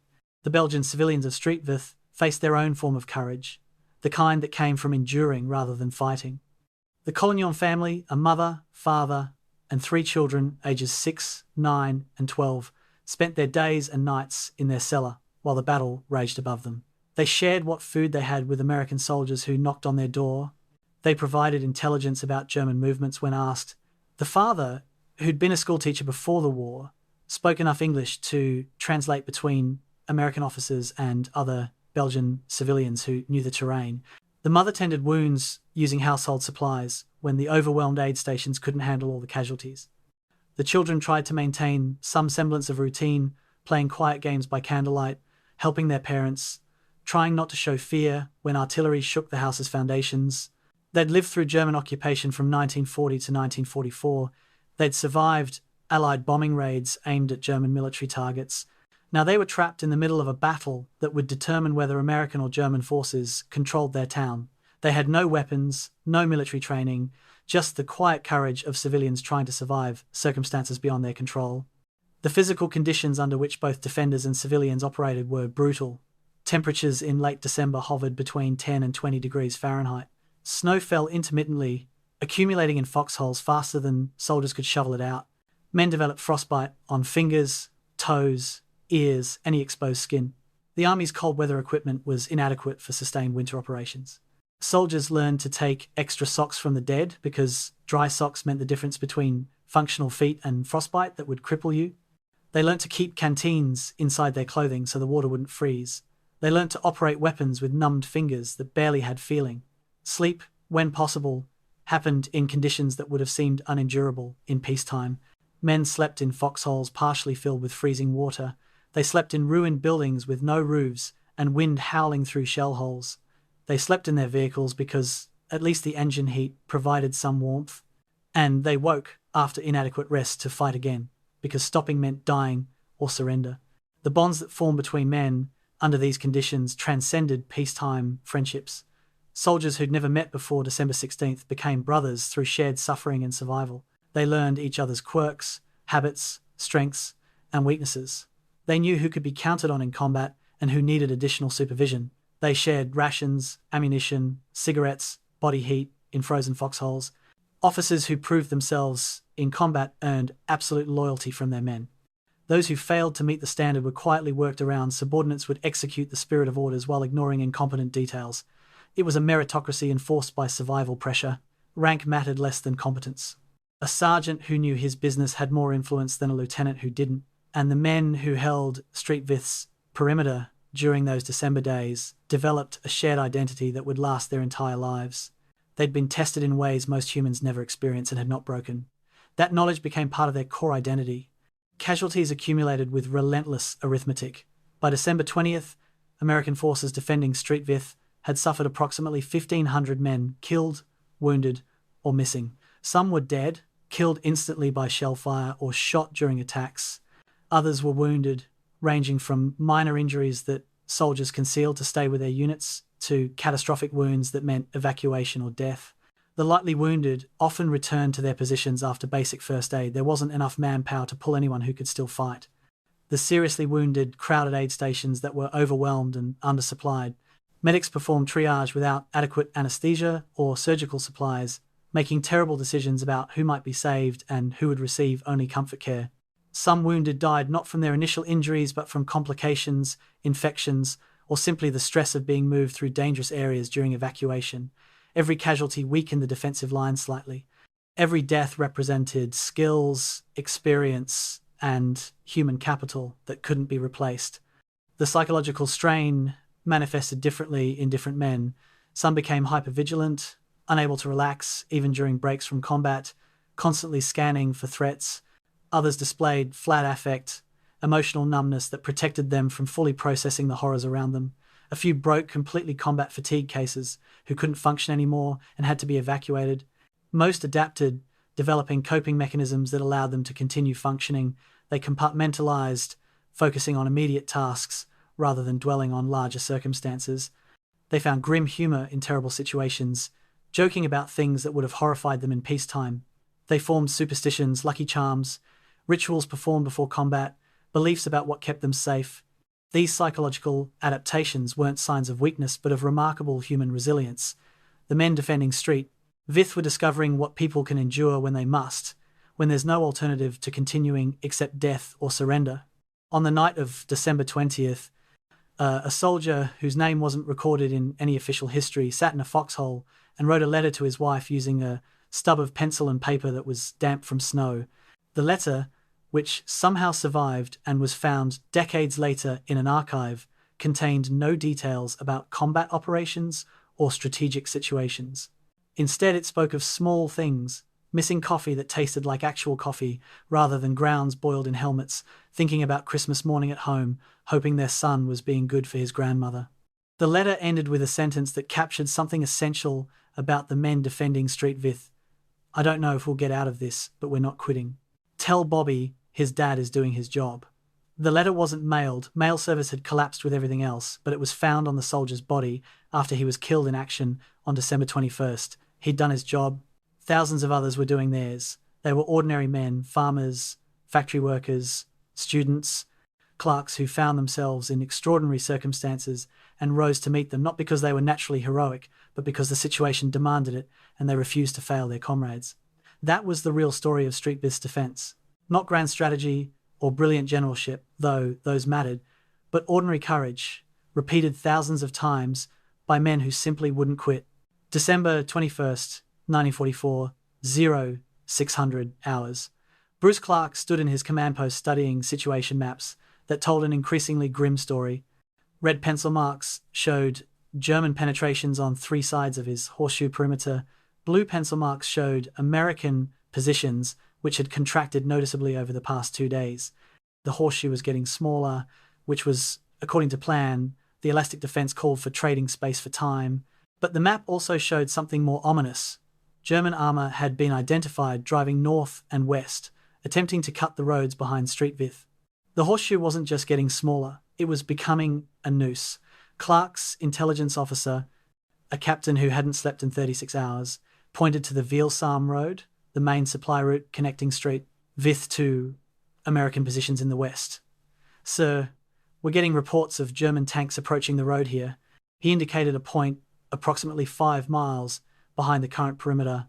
"If they cut Veilsam, we're surrounded." Clark nodded slowly, acknowledging what he'd already feared. The defense of Street Vith had succeeded in delaying German advance for 5 days, but success had a price, and the bill was coming due. The question wasn't whether to withdraw anymore. The question was when, and whether they'd wait too long. The geographic reality was simple and brutal. Street Vith sat in a salient American-held territory jutting into German-controlled areas. When the offensive began, December 16th, American lines had extended east of the town. Now, 5 days later, German forces had penetrated north and south of Street Vith, creating a pocket with American defenders inside and Germans on 3 sides. Only the western approaches remained in American control, and those were under increasing pressure. The roads that Clark's forces needed for supply and potential withdrawal were the same roads German forces needed for their own offensive operations. German commanders understood that if they could cut the Veilsam Road, they'd bag Clark's entire force, approximately 7,000 men, 60-plus tanks, and all the associated equipment. It would be a significant victory that might offset the time lost fighting for Street Vith itself. So German armor was now driving for Veilsam as aggressively as other German units were attacking the perimeter directly. The Americans were caught between hammer and anvil, and the gap for escape was narrowing by the hour. At Field Marshal Bernard Montgomery's headquarters, the British commander who'd been given temporary control of US First Army was receiving situation briefings about the entire Battle of the Bulge. Montgomery, brought in by Eisenhower to coordinate Northern Allied responses to the German offensive, had a reputation for methodical professionalism and occasionally infuriating caution. His staff briefed him on the street. American forces had held the town for 5 days, beyond German capture timeline, inflicting substantial casualties, delaying multiple German divisions. But those forces were now in danger of encirclement. Montgomery asked pointed questions. How long could Clark hold? What was the value of holding versus preserving the force?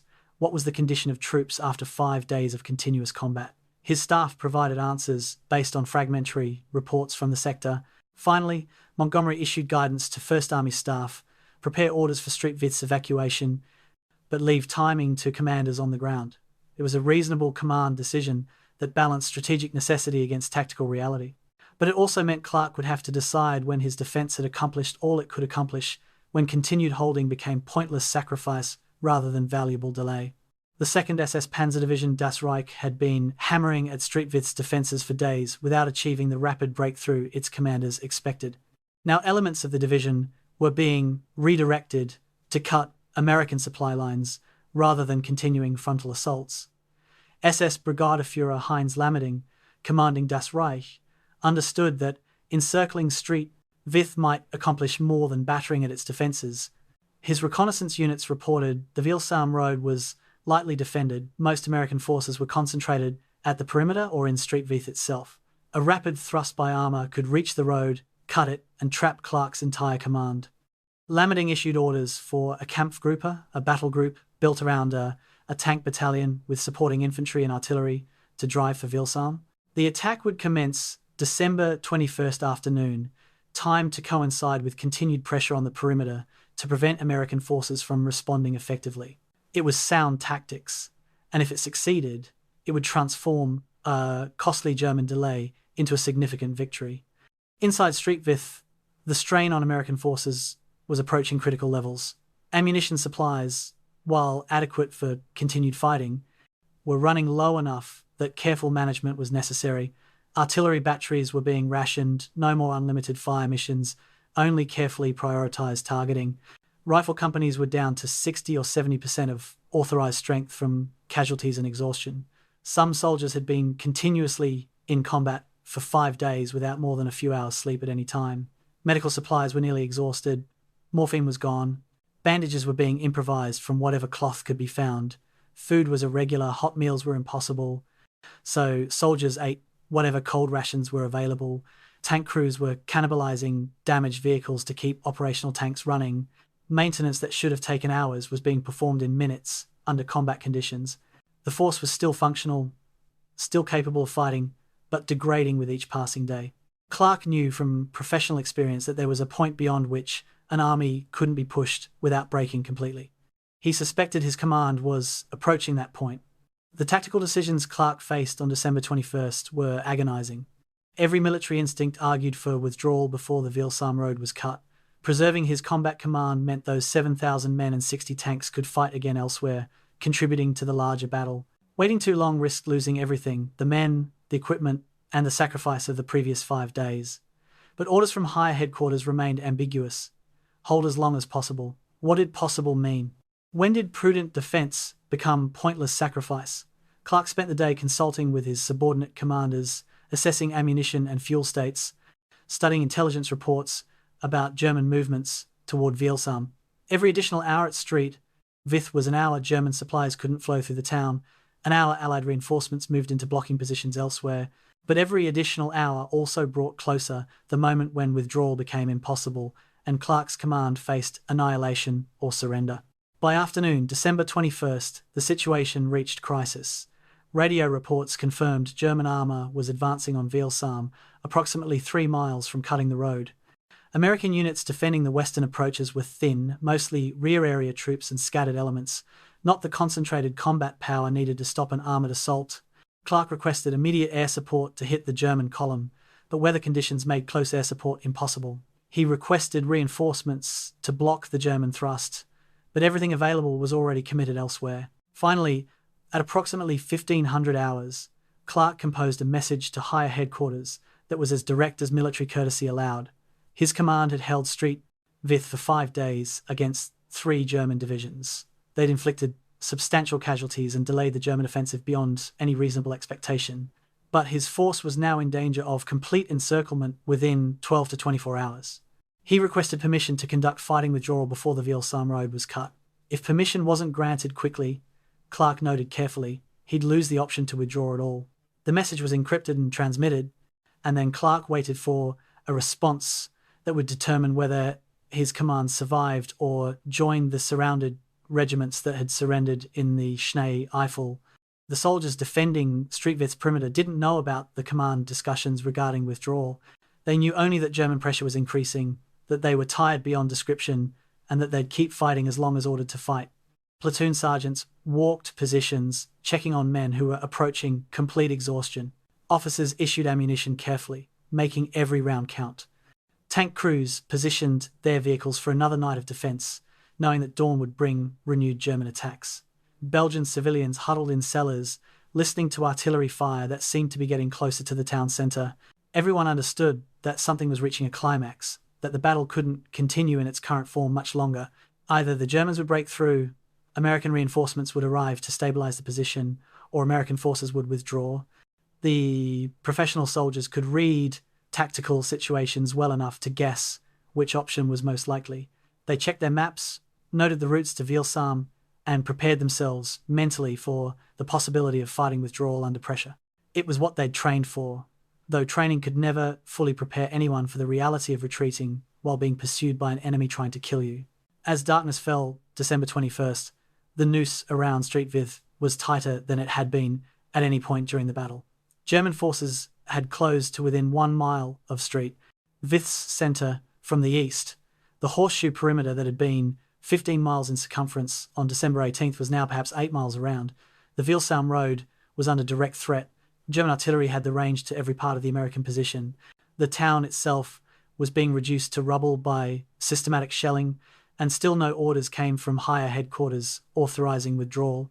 Clark paced his command post, checking situation maps every few minutes, waiting for either permission to withdraw or German tanks cutting his last escape route. His staff worked through the night, developing withdrawal plans on the assumption that permission would eventually come. They calculated how long it would take to pull each unit off the line, which routes they'd use, where they'd established temporary defensive positions during the retreat. They identified rearguards units that would stay behind longest to cover the withdrawal, accepting the highest risk to save the majority of the force. Everything was ready except the order to execute, and while they waited, German commanders were making their own plans to ensure that when Americans tried to leave Street Vith, they'd pay the highest possible price. December 22nd, 1944, 0800 hours. Field Marshal Bernard Montgomery stood in 1st Army headquarters, studying the latest situation maps from Street Vith with the methodical attention he brought to all military problems. The maps showed a salient that had nearly become a pocket, American forces surrounded on 3 sides, and German armour threatening the only remaining supply route. Montgomery's reputation included both brilliance and excessive caution. Critics said he never moved until every detail was planned and every reserve positioned. But he also understood when positions became untenable, when holding ground no longer served strategic purposes. And he turned to the American staff officers present and asked a direct question: if we don't pull Clark out today, will we be able to pull him out at all? The operations officer, a colonel who'd been tracking Street Vith since the battle began, gave an equally direct answer: "Sir, if we wait past today, we'll lose the entire force. The Vielsalm road is under direct attack. Once it's cut, they're trapped." Montgomery nodded, made his decision, and dictated orders. Authorize immediate withdrawal from Street Vith. Effective upon receipt of this message, it was 1000 hours. Clark would receive the authorization approximately 1100 hours. The withdrawal would begin 1400 hours. Between those times lay all the difference between organized retreat and catastrophic encirclement. When Clark received the withdrawal authorization, relief and apprehension mixed in equal measure. Relief that he now had legal authority to save his command from probable destruction. Apprehension about executing one of the most difficult military operations under the worst possible conditions.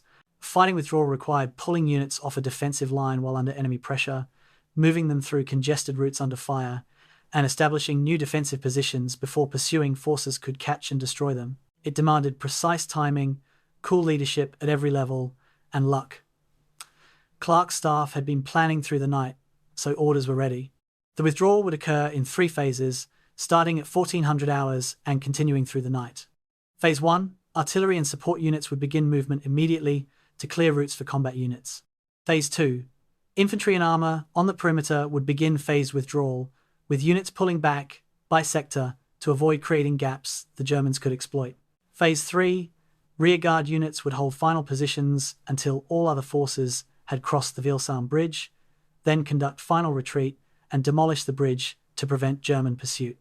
The plan was elegant in concept, but execution under fire would test every soldier involved. The most critical element was the rearguard. Someone had to stay behind longest to hold German forces in place while everyone else escaped. Clark assigned this mission to Task Force Jones, named after Major Don Boyer Jones, a battalion commander from the 7th Armoured Division. Task Force Jones consisted of approximately 1 infantry battalion, 1 tank company, and supporting elements perhaps 600 men total. Their mission was brutally simple: hold the eastern approaches to Vielsalm village until all other American forces had crossed the bridge, an estimated 6 to 8 hours, then withdraw across the bridge themselves, demolish it, and rejoin the main force. If the Germans broke through Task Force Jones before the main force evacuated, everyone would be trapped. If Task Force Jones collapsed early, German armour would pursue the retreating Americans and turn withdrawal into massacre. The success of 7,000 men depended on 600 holding long enough. Major Jones acknowledged the order without complaint. His officers gathered their men and explained the mission. Every soldier understood the math. They were buying time with their lives. Some would die so others could live. That was the calculation, naked and unavoidable.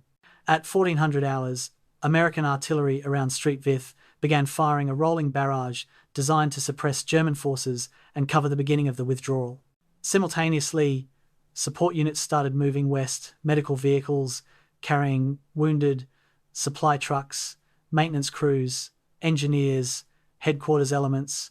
The roads quickly clogged despite careful planning. 7,000 men and their equipment couldn't move through narrow forest roads quickly, even under ideal conditions. These conditions were far from ideal. German artillery, recognizing that something unusual was happening, began firing on known American routes. Shells crashed down on columns of vehicles, destroying trucks, killing soldiers, creating obstacles that blocked movement. Traffic control became critical. Military police at intersections directed traffic with absolute authority, prioritizing combat units, keeping vehicles moving despite chaos and casualties. Some roads became impassable from shell damage or destroyed vehicles. Traffic had to divert to alternate routes, causing delays that compressed the careful timeline Clark had established. By 1600 hours, infantry units on the perimeter began their phased withdrawal. The technique required delicate execution. Squads and platoons in forward positions would break contact with Germans facing them, move rearward to designated assembly points, then continue westward toward Vith. As they pulled back, units on their flanks had to extend their lines to cover gaps, maintaining a continuous defensive front even as it contracted towards Vith itself. German commanders, recognizing that Americans were withdrawing, launched attacks to disrupt the movement and turn organized retreat into panicked rout. At multiple points along the shrinking perimeter, American units found themselves fighting rearguard actions against pursuing Germans. These were sharp, vicious engagements, measured in minutes, Americans holding a position just long enough for comrades to get clear, then breaking contact and running to the next defensible terrain. Some units made it cleanly, others took casualties. A few positions were overrun, their occupants killed or captured. But the overall withdrawal maintained cohesion, despite German pressure. The Vith road itself became a gauntlet. German artillery had the route registered and fired interdiction missions throughout the afternoon and evening. American columns moving west had to navigate through shell fire, past burning vehicles, around craters that blocked the road. Combat engineers worked under fire to clear obstacles, fill craters, keep traffic moving. Wounded men who'd been evacuated from aid stations in Vith found themselves under fire again during the movement west. Medics treated fresh casualties in vehicles that were still moving because stopping meant blocking traffic. The psychological strain on soldiers who'd been in continuous combat for 5 days, who were now retreating under fire through darkness and chaos, was enormous. Some broke down completely, men who simply couldn't function anymore and had to be physically pulled along by comrades. Most kept moving through sheer determination, one foot in front of the other, because the alternative was capture or death. They were too tired to be afraid anymore, too numb to process what was happening, reduced to basic functions: move, survive, keep moving. Task Force Jones held the eastern approach to Vith against mounting German pressure as darkness fell December 22nd. German infantry probed their positions, looking for weaknesses. German tanks maneuvered for firing positions. Artillery fell continuously on the village Task Force Jones defended. The defenders fought with the professionalism of soldiers who knew they were buying time for their comrades. Tank crews engaged German armor at close range in the darkening streets. Infantry held buildings until they became untenable, then fell back to next positions. Casualties mounted 10%, 15%, 20% of the task force, but they held. Major Jones moved constantly among his units, coordinating defense, encouraging men, making tactical adjustments as the situation evolved. He'd been ordered to hold for 6 to 8 hours. He held for 10. Finally, at approximately midnight, the last elements of Clark's main force crossed the Vith bridge. Task Force Jones received the order to withdraw. They broke contact by squads and platoons, moving through the village toward the bridge, while rearmost elements provided covering fire. It was textbook execution of an extraordinarily difficult maneuver. And it worked because professional soldiers at every level did their jobs perfectly under impossible conditions. At 22:30 hours, December 22nd, American combat engineers placed demolition charges on the Vith bridge. The bridge was a standard European structure, stone arches supporting a roadway barely wide enough for 2 vehicles. Destroying it would slow German pursuit, forcing them to find alternate routes or construct replacements. Engineers worked quickly, placing shaped charges at critical structural points. By 2300 hours, all American forces were across except the final rearguard squad. They crossed at 23:15. At 23:30, engineers detonated the charges. The explosion lit the night, and the center span of the bridge collapsed into the stream below. German forces attempting to pursue Clark's withdrawing command found their route blocked. They'd have to find another way across, which would take hours. Those hours meant the difference between pursued retreat and catastrophic encirclement. The bridge demolition, like so many small actions during the battle for Vith, mattered enormously. Wars are won or lost on such details. A bridge destroyed at exactly the right moment, buying time measured in hours that translated to saved lives. By dawn, December 23rd, Clark's battered command reached new defensive positions along the Salm River, approximately 7 miles west of Vith. They'd been in continuous combat for 6 days. They'd been forced from positions they'd held against overwhelming odds. But they were still intact as a fighting force, still organized, still capable of combat operations. Casualties during the withdrawal numbered approximately 600 killed, wounded, or captured during the fighting retreat. Equipment losses included 25 to 30 tanks and various other vehicles, most abandoned due to mechanical failure or battle damage rather than capture. But approximately 7,000 men had escaped what could have been complete encirclement. More importantly, the delay at Vith had achieved effects far beyond the tactical situation. For 6 days, 3 German divisions had been fixed in place, fighting for one town when they should have been driving for the Meuse River. Supply columns had been backed up, fuel had been consumed. The tight timetable Hitler's offensive required had been shattered. Clark's defense hadn't stopped the German offensive that would require larger forces operating across the entire Bulge. But it had contributed something essential: time. And in the Battle of the Bulge, time would prove the decisive currency. The Americans who defended Vith didn't know it yet, but they'd won a victory that would only become clear when historians could analyze the entire battle with hindsight's clarity. For now, they simply dug new foxholes, redistributed ammunition, treated wounds, and prepared to continue fighting. Because the war wasn't over. It was just moving to a different location. December 22nd, 1944, 1600 hours, Lieutenant Robert Billington commanded a tank platoon assigned to provide flank security for withdrawing infantry along the Vith-Salm road. His orders were straightforward: maintain position at a crossroads designated checkpoint 7, prevent German forces from striking the column's flank, withdraw when the last infantry unit passed. Simple orders, but execution was proving anything but simple. German armor was probing from the north, firing from tree lines approximately 800 yards distant. German infantry infiltrated through forests on both sides of the road, and Billington's 5-tank platoon was the only force standing between German pursuers and a column of American trucks and half-tracks crawling westward at perhaps 5 miles per hour through snow and darkness. He'd been in this position for 90 minutes, which felt like 90 hours. His gunner had already knocked out one German Panzer IV and damaged another. Ammunition was running low, and still the column crawled past, endless vehicles filled with exhausted men who depended on Billington's tanks to keep them alive just a little longer. The fighting retreat from Vith to Vith-Salm was less a single coherent action than dozens of small, desperate engagements spread across 7 miles in 8 hours. At Rott, a village midway between the two towns, Task Force Richardson, named after its commander, Lieutenant Colonel Robert Richardson, held a delaying position that tied up an entire German battalion for 3 hours. Richardson's force consisted of 1 infantry company, 3 tanks, and whatever stragglers they'd collected during the withdrawal. They positioned themselves in buildings overlooking the main road, turned the village into a killing zone, and fought until German infantry worked around their flanks. Then they withdrew, building by building, street by street, buying minutes with their own blood. Richardson himself was wounded twice during the action but refused evacuation until his force completed its withdrawal.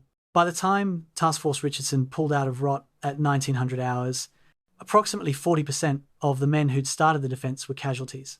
But they'd held long enough for several hundred vehicles and several thousand men to pass safely through their sector. The weather conspired to make the retreat even more miserable than combat alone would have justified. Temperatures hovered around 5 degrees Fahrenheit, cold enough that exposed skin froze in minutes.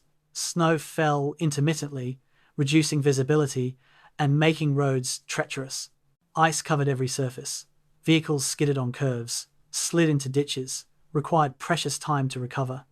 Soldiers on foot trudged through snow that was sometimes ankle-deep, sometimes higher. Frostbite casualties began appearing alongside combat wounds. Men who'd been fighting for 6 days, who were already exhausted and hungry and dehydrated, now had to operate in conditions that sapped strength with every breath. Some simply couldn't continue. They'd stop, sit down in the snow, tell comrades to go on without them. Officers and sergeants had to physically pull these men along, force them to keep moving, because stopping meant death from exposure or capture. The march became a test of endurance as much as combat courage. Could you take another step, and another, and another? Thousands of men discovered they could, despite believing they'd reached their limits miles ago. German artillery harassed the retreating Americans throughout the night, but the shelling wasn't as effective as it might have been. German artillery ammunition was limited by the same supply problems that plagued the entire offensive. Forward observers had difficulty maintaining contact with withdrawing American columns in darkness and snow. Shells fell, did some damage, but didn't achieve the concentrated effects that might have turned organized withdrawal into catastrophe. More dangerous were German combat patrols, small groups of infantry, and tanks that struck at the American column whenever opportunities appeared. These attacks were sharp and violent, causing casualties and delays before being driven off by American rear guards. At checkpoint 11, a German tank company appeared suddenly from a side road, drove directly into an American column, and created chaos before being engaged and destroyed by American tank destroyers that happened to be in exactly the right place at the right moment. It was luck, good and bad, random chance determining who lived and died. Soldiers learned quickly not to think too much about the randomness. You did your job, you helped the man next to you, and you hoped luck would favor you one more time. Stragglers became an increasing problem as the withdrawal continued. These were soldiers who'd become separated from their units, who were injured or exhausted or simply lost in the darkness and confusion. They attached themselves to whatever friendly units they encountered, creating ad hoc groups that had never trained together but fought together through necessity. Some stragglers were survivors of the 106th Division's surrounded regiments who'd avoided capture and filtered through German lines. Others were men from units that had been overrun during the Six-Day Battle. All of them were desperate to reach American lines before being captured or killed. Officers made snap decisions about whether to accept stragglers into their columns. More men meant more mouths to feed and more bodies to organize, but also more rifles when defense was needed. Most accepted anyone who could walk and carry a weapon. The American columns swelled with these additions, becoming less an organized military formation and more a stream of armed men moving westward away from destruction. The Withdrawal Bridge became a critical choke point as night deepened. All traffic had to funnel through this single crossing, and German artillery had found the range. Shells fell on both approaches, destroying vehicles, killing soldiers, creating burning obstacles that blocked traffic. American engineers and military police worked frantically to keep traffic moving. Wrecked vehicles were pushed off the road, wounded were pulled from burning trucks, drivers who stopped were ordered forward at gunpoint because a traffic jam at the bridge would doom everyone behind it. The engineers had already wired the bridge for demolition charges placed, detonators ready, just waiting for the final rearguard units to cross before blowing it. Every vehicle that crossed safely was a small victory. Every minute the bridge remained standing was time borrowed against German pursuit. Soldiers driving across could see the demolition charges, could understand that they were crossing a span that would cease to exist within hours. It focused the mind wonderfully. You didn't dawdle. You crossed as fast as conditions allowed, and you thanked whatever gods you believed in that you'd made it. By midnight, the main body of Clark's command had crossed the Salm River and was establishing defensive positions on the western bank. Units arriving from the retreat were immediately assigned sectors, given ammunition, pointed toward positions. There was no time for rest. German forces would be pursuing as soon as they found alternate crossings. The new defensive line had to be ready before dawn. Soldiers who could barely stand from exhaustion were digging foxholes in frozen ground. Tank crews were positioning vehicles in hull-down firing positions. Artillery batteries were setting up and registering defensive fires.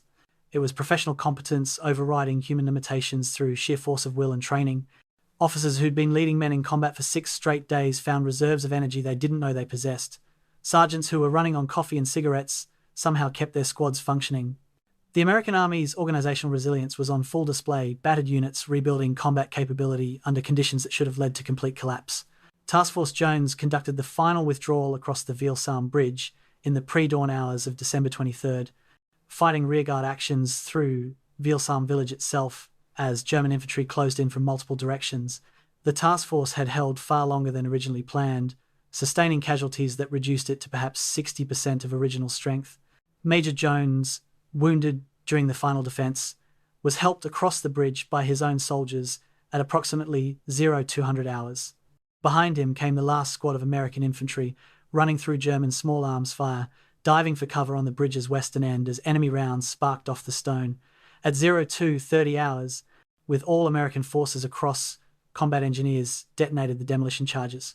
The explosion reverberated through the valley. The bridge's center span collapsed into the frigid stream below.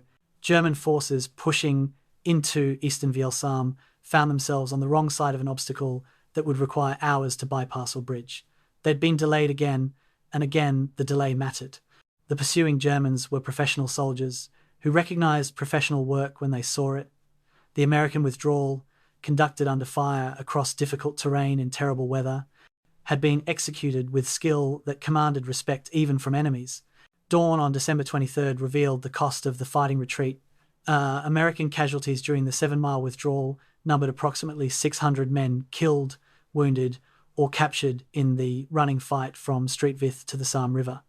Equipment losses included tanks abandoned when they broke down, vehicles destroyed by German fire, supplies left behind because there wasn't time or transportation to save them, but the majority of Clark's command had survived. 7,000 men reached the new defensive line with most of their heavy equipment intact. More importantly, they remained organised, capable of continued resistance. Units maintained their cohesion and command structure. Soldiers knew who their officers were and trusted them. That organisational integrity was as valuable as weapons or ammunition. An army that loses cohesion becomes a mob. Clark's command, despite 6 days of continuous combat, followed by a nighttime withdrawal under fire, remained an army. It was perhaps the greatest testimony to the leadership at every level, from Clark himself down to squad leaders and individual soldiers who'd done their jobs perfectly when perfection was required for survival. As the sun rose over new American positions along the Sam River, soldiers who'd been fighting and retreating for nearly 7 days allowed themselves brief moments of reflection. They'd held Street Vith against 3 German divisions. They'd delayed the enemy offensive by nearly a week.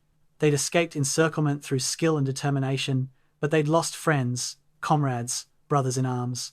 Empty spaces in formations marked where men had been. The wounded would go to hospitals far from the front, and some would never return to combat. The dead would be buried, some immediately, some not until weeks later when their bodies could be recovered. Every man who'd survived the defense of Street Vith and the fighting retreat carried memories that would never completely fade. The sound of artillery, the smell of burning vehicles, and cordite and death. The faces of friends killed before they could learn their names. The exhaustion so profound it became a physical presence. The cold that seemed to penetrate not just clothing but bones and soul. They'd been tested in ways that revealed character completely. Some had excelled, some had simply endured. A very few had broken. But most had discovered they possessed reserves of courage and endurance they'd never known existed.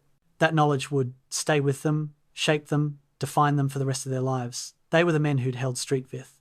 And Street Vith would hold them in memory and identity forever. December 23rd, 1944, 0800 hours.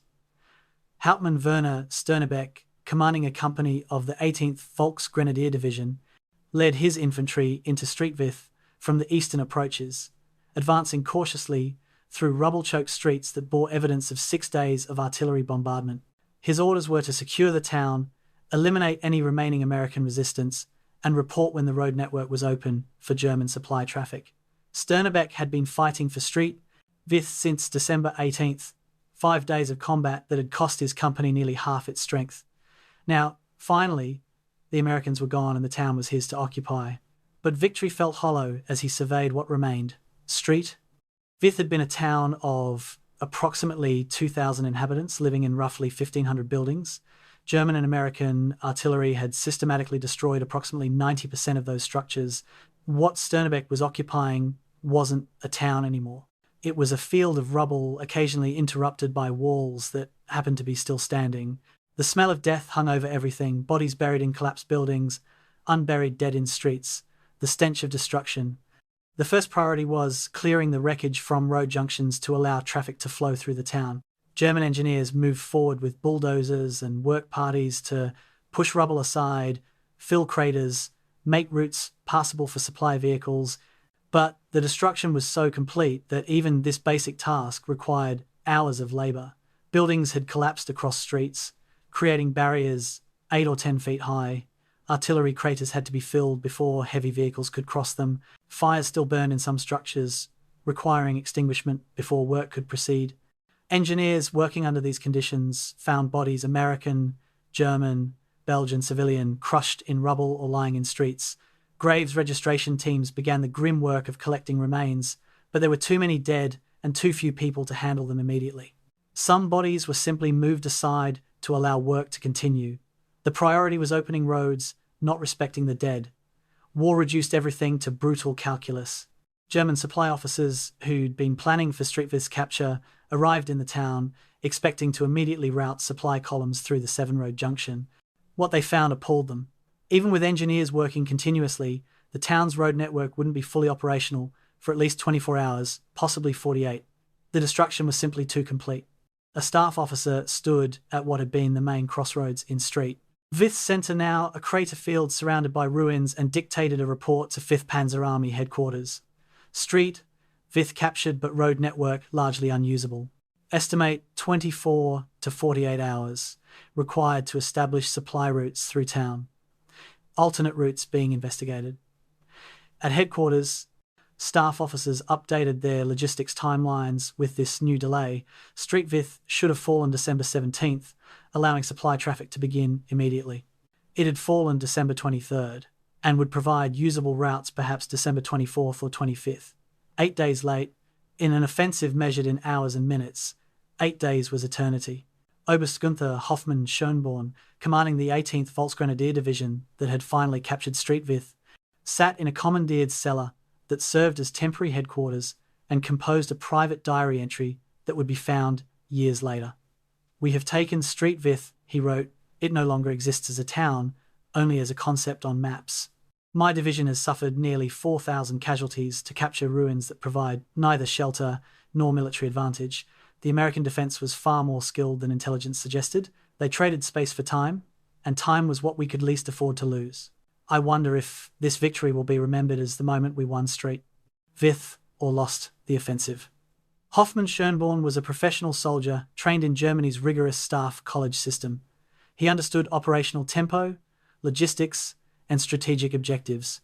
And he understood that his division had spent 6 days fighting for an objective that had been rendered nearly worthless by the fighting itself. German medical units entering Street Vith found American wounded who'd been left behind during the withdrawal, too badly injured to move. These men were now prisoners, though the line between prisoner and patient was blurred when both sides' medical systems were overwhelmed. German doctors and medics treated them according to Geneva Convention requirements and their own professional ethics. Medical supply shortages affected Germans and Americans equally. There wasn't enough morphine, antibiotics, surgical equipment for anyone. American wounded were stabilized, given what care was possible, then transferred to prisoner collection points for eventual movement to POW hospitals. Some American medics had stayed behind voluntarily to care for wounded they couldn't evacuate. These medics became prisoners, but were generally allowed to continue medical work under German supervision. It was one of the few areas where military professionalism and medical ethics transcended nationality. Wounded soldiers were wounded soldiers, regardless of uniform, and doctors treated them because that was their duty. Belgian civilians emerged from cellars cautiously, uncertain whether liberation or new occupation awaited them. What they found was devastation beyond anything they'd experienced during 4 years of German occupation, followed by brief American liberation. Their town was gone. Homes they'd lived in for generations were rubble. The church, where they'd been baptized and married, was a roofless shell. The shops where they'd worked were destroyed. Some families had lost everything except the clothes they wore and whatever possessions they'd carried into cellars. Others had lost family members, children, parents, spouses, killed by artillery or trapped in collapsed buildings. The civilian casualty toll around Street Vith would eventually be calculated at approximately 550 people killed from December 16th through December 23rd.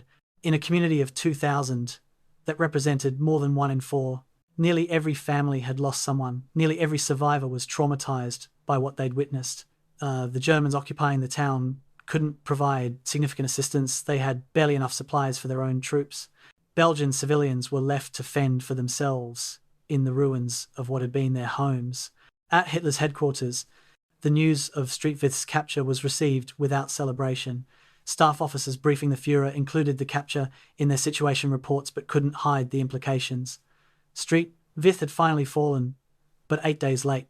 The entire offensive timetable was now irretrievable.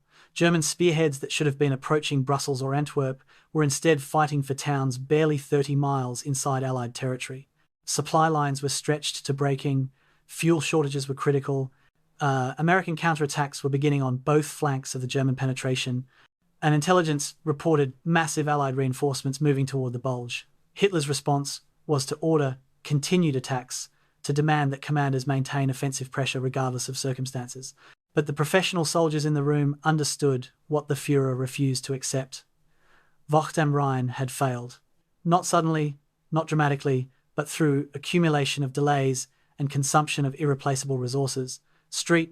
Vith hadn't stopped the offensive by itself, but it had contributed to a death by 1,000 cuts, and the German army was bleeding out. General Hasso von Manteuffel, commanding 5th Panzer Army, submitted a report to Army Group B headquarters, analysing his army's operations from December 16th through 23rd. The report was frank in ways that would have been dangerous if Hitler had read it directly.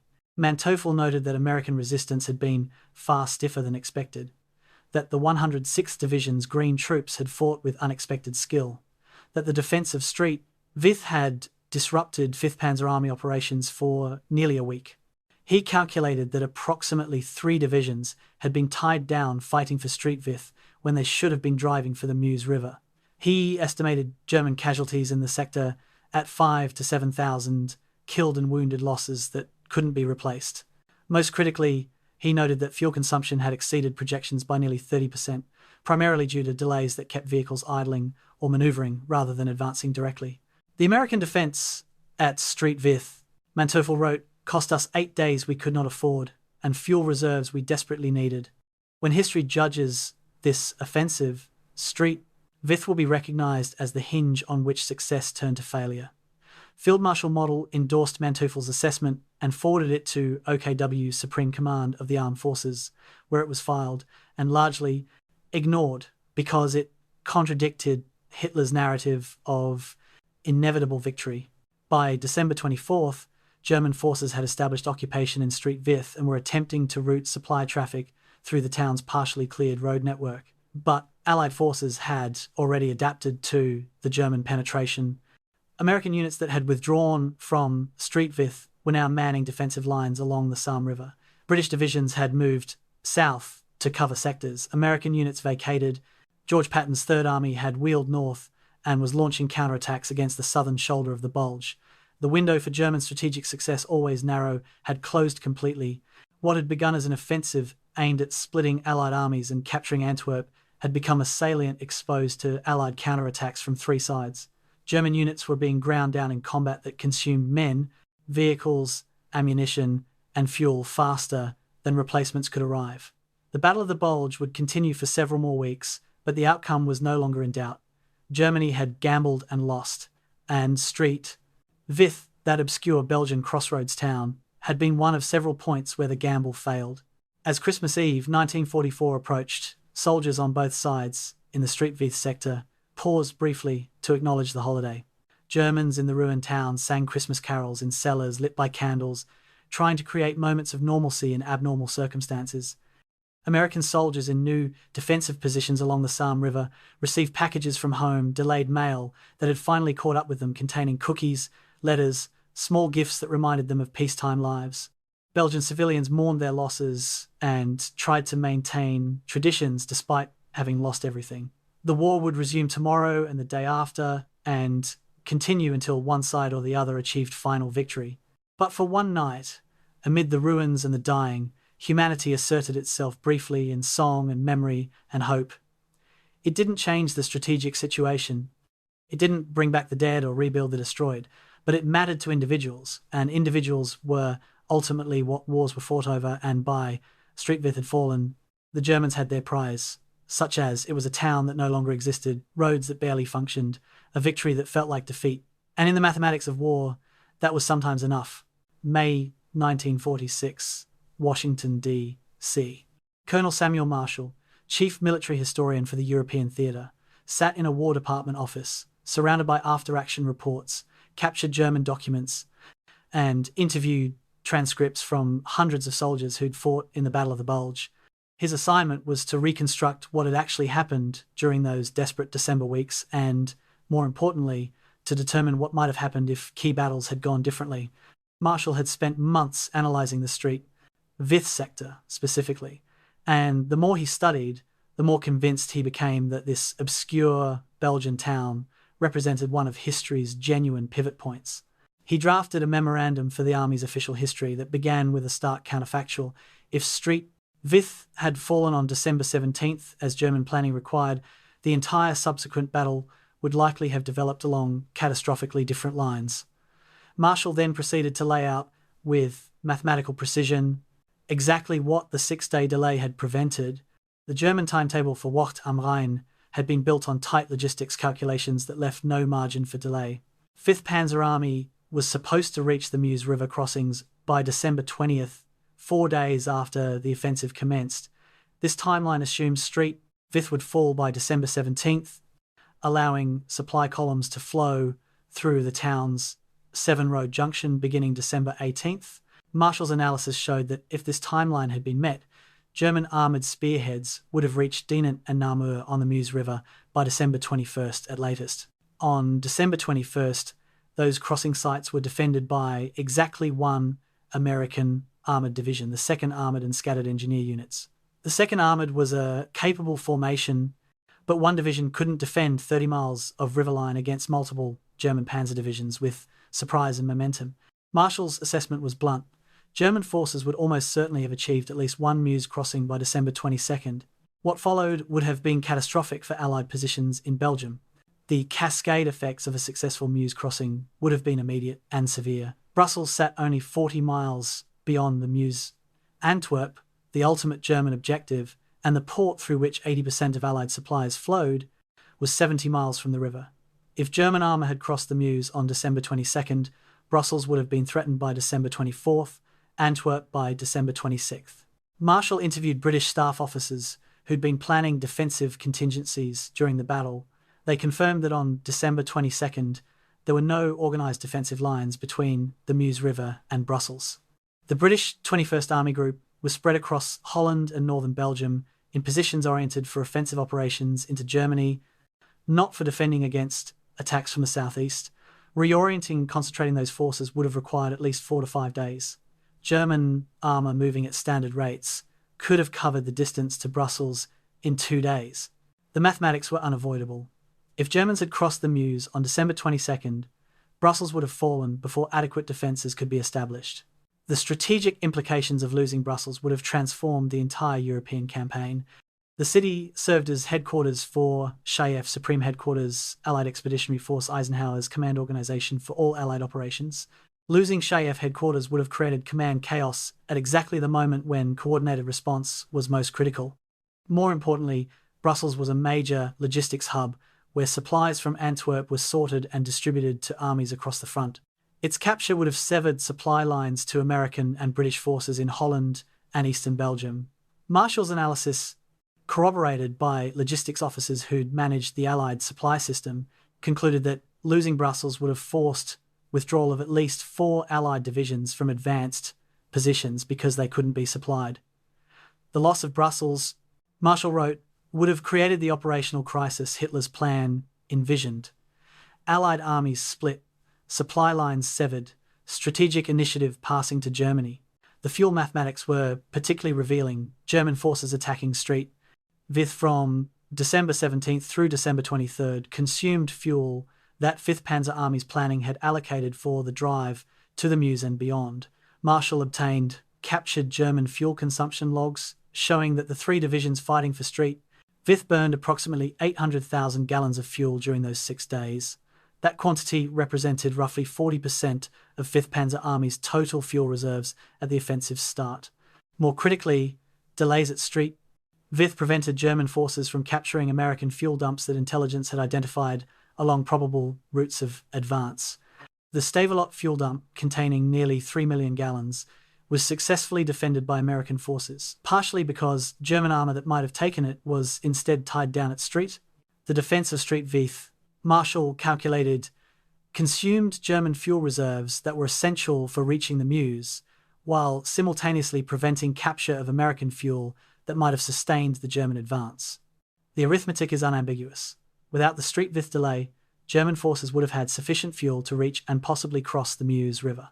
Marshall interviewed dozens of German commanders who'd survived the war, including General Hasso von Manteuffel himself. Manteufel's assessment was remarkably frank. Street Vith was the cornerstone of the American defense.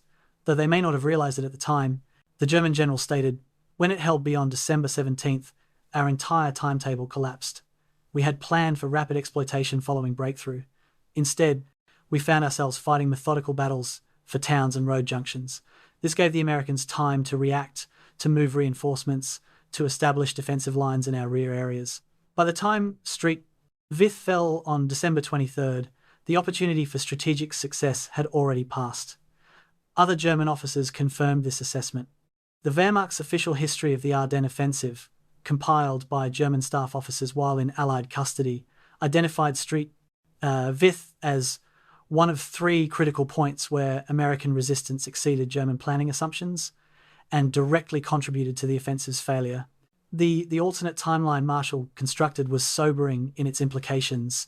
If Street Vith had fallen on December 17th, German armour would have reached the Meuse by December 21st, crossed by December 22nd, threatened Brussels by December 24th.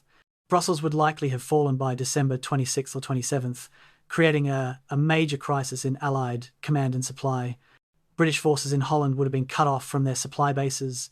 American 1st and 3rd armies would have been split, unable to coordinate effectively.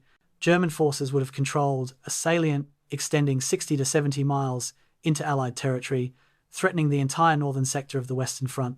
The campaign to reach the Rhine and invade Germany would have been delayed by months, possibly until summer 1945. Soviet forces would have reached Berlin and Vienna before Western allies could have resumed effective offensive operations. The political map of post-war Europe might have been substantially different. All of this, Marshall concluded in his memorandum, was prevented by the six-day defence of an obscure Belgian town by forces that official pre-battle assessments had written off as incapable of sustained resistance. The Allied reinforcement timeline validated Marshall's analysis. The 82nd Airborne Division didn't reach blocking positions north of the German penetration until December 20th. The 101st Airborne didn't occupy Bastogne until December 19th. The 2nd Armoured Division, which would ultimately help contain German forces at the Meuse, wasn't in position until December 21st. If German armour had been advancing unimpeded toward the Meuse during this period, these reinforcements would have arrived too late to establish coherent defensive lines.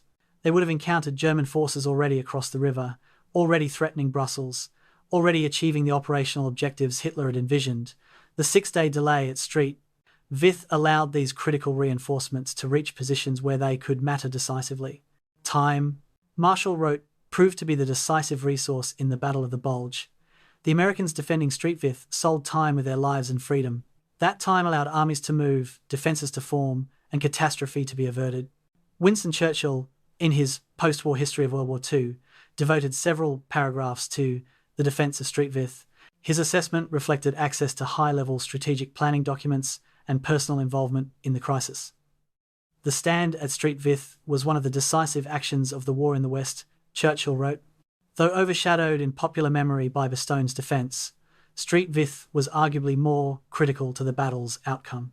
Bastogne sat somewhat south of the main German thrusts and could have been bypassed. Street Vith sat directly athwart the routes 5th Panzer Army required for rapid advance. Its defence delayed German operations at precisely the moment when delay mattered most. Had it fallen quickly, I believe the Germans would have reached the Meuse and created a crisis that might have required months to resolve. The relatively obscure brigadier general who organised Street Vith's defence deserves recognition as one of the battle's heroes, though history has been ungenerous in providing such recognition. Marshall's final assessment synthesised tactical actions into strategic conclusions. The defence of Street Vith had cost approximately 10,000 American casualties killed, wounded, or captured in the town's immediate sector over 7 days of combat. German casualties in the same sector exceeded 7,000. Both sides had lost significant equipment, tanks, vehicles, artillery pieces. The town itself had been destroyed beyond recognition. By conventional metrics, the battle could be judged a German victory. They'd captured the objective, inflicted casualties, forced American withdrawal. But by the only metric that actually mattered in December 1944, the battle was an unequivocal American strategic success. The Americans lost Street Vith after 7 days, Marshall concluded, but they held it long enough to win the Battle of the Bulge. Rarely in military history has a tactical defeat contributed so decisively to strategic victory. The men who defended Street Vith saved not just their comrades but possibly the entire Allied campaign in Europe. That their achievement has been inadequately recognised is one of history's persistent injustices. January 10th, 1945, Camp Lucky Strike, France. Captain David Porter stood outside a tent that served as temporary quarters for survivors of the 106th Infantry Division, checking names against a roster and comparing it to the division's pre-battle strength reports. The mathematics were devastating. The division had entered combat on December 16th with approximately 15,000 men. Current strength reports showed approximately 6,000 effective men present, not seriously wounded and capable of combat duty. 9,000 casualties in less than a month. Porter had been a staff officer before the battle, familiar with casualty statistics as abstract numbers on reports. Now, he was interviewing the survivors, hearing their stories, watching them struggle with trauma that no training had prepared them for. These were the men who'd held the line, who'd been surrounded and escaped or surrendered, who'd fought at Street Vith and withdrawn under fire. They'd survived physically, but Porter could see the psychological wounds that would take decades to heal, if they healed at all. Private First Class James Larkey sat in that tent, along with a dozen other survivors of the 424th Infantry Regiment, trying to process experiences that had transformed him in ways he couldn't articulate. Larkey had been 19 when the German offensive began, fresh from training, never in combat. He was still 19. But the boy who'd arrived in Belgium in early December no longer existed. He'd killed men whose faces he could still see when he closed his eyes. He'd watched friends die in ways that haunted his nightmares. He'd learned that courage wasn't absence of fear, but functioning despite terror so profound it made you want to curl up and quit. He'd endured cold, hunger, exhaustion, and horror that Hollywood war movies didn't capture. Now he was being told he'd get 2 weeks of rest before being assigned to a replacement depot and sent back to combat. 2 weeks to recover from experiences that would take a lifetime to process. Larkey didn't complain. Complaining accomplished nothing, but he wondered privately if any of them would ever be normal again. Bruce Clark, now a brigadier general with orders promoting him to major general pending, sat in 1st Army headquarters reviewing after-action reports from Street Vith while struggling with command decisions that haunted him. He'd saved approximately 7,000 men through the fighting withdrawal, but approximately 3,000 had been killed, wounded, or captured during the defense and retreat, men whose lives had been spent purchasing time. Clark knew intellectually that his decisions had been correct, that the strategic value justified the cost, that war required such calculations. But late at night, when official duties ended and private thoughts intruded, he questioned everything. Should he have withdrawn earlier, saved more men? Should he have held longer, delayed the Germans even more? Could better tactical decisions have reduced casualties while achieving the same results? These questions had no answers, but they persisted. Decades later, in interviews, Clark would still speak of Street Vith with a mixture of pride and regret. Pride in what his command achieved, regret for the price they paid. I never got over wondering if I should have ordered withdrawal sooner, saved more men, he admitted in 1986. More than 40 years after the battle, the burden of command included carrying those doubts forever. The prisoner of war experience added another dimension of suffering for the thousands captured during the battle. The approximately 7,000 to 8,000 Americans surrendered in the Schnee Eifel pocket on December 19th began a captivity that would last until spring 1945, 4 months of malnutrition, inadequate shelter, disease, and uncertainty. German POW camps in early 1945 were overwhelmed with prisoners and undersupplied due to Germany's collapsing logistics system. American POWs received starvation rations, perhaps 1,200 calories per day, when they needed 3,000 for manual labour in winter conditions. They lived in unheated barracks or tents. Medical care was minimal to non-existent. Diseases including dysentery, typhus, and pneumonia spread through camps unchecked. Some prisoners died not from wounds received in combat, but from malnutrition and disease during captivity. Families in America received telegrams stating missing in action or prisoner of war, then endured months of uncertainty about whether their sons or husbands would survive to come home. The Belgian civilian toll often went unrecognized in military histories that focused on combat operations. Approximately 550 Belgian civilians died in the Street Vith area during the battle, killed by artillery fire, trapped in collapsed buildings, caught in crossfire, or dying from exposure and privation during the fighting. These weren't soldiers who'd volunteered for combat, they were families trying to survive circumstances beyond their control.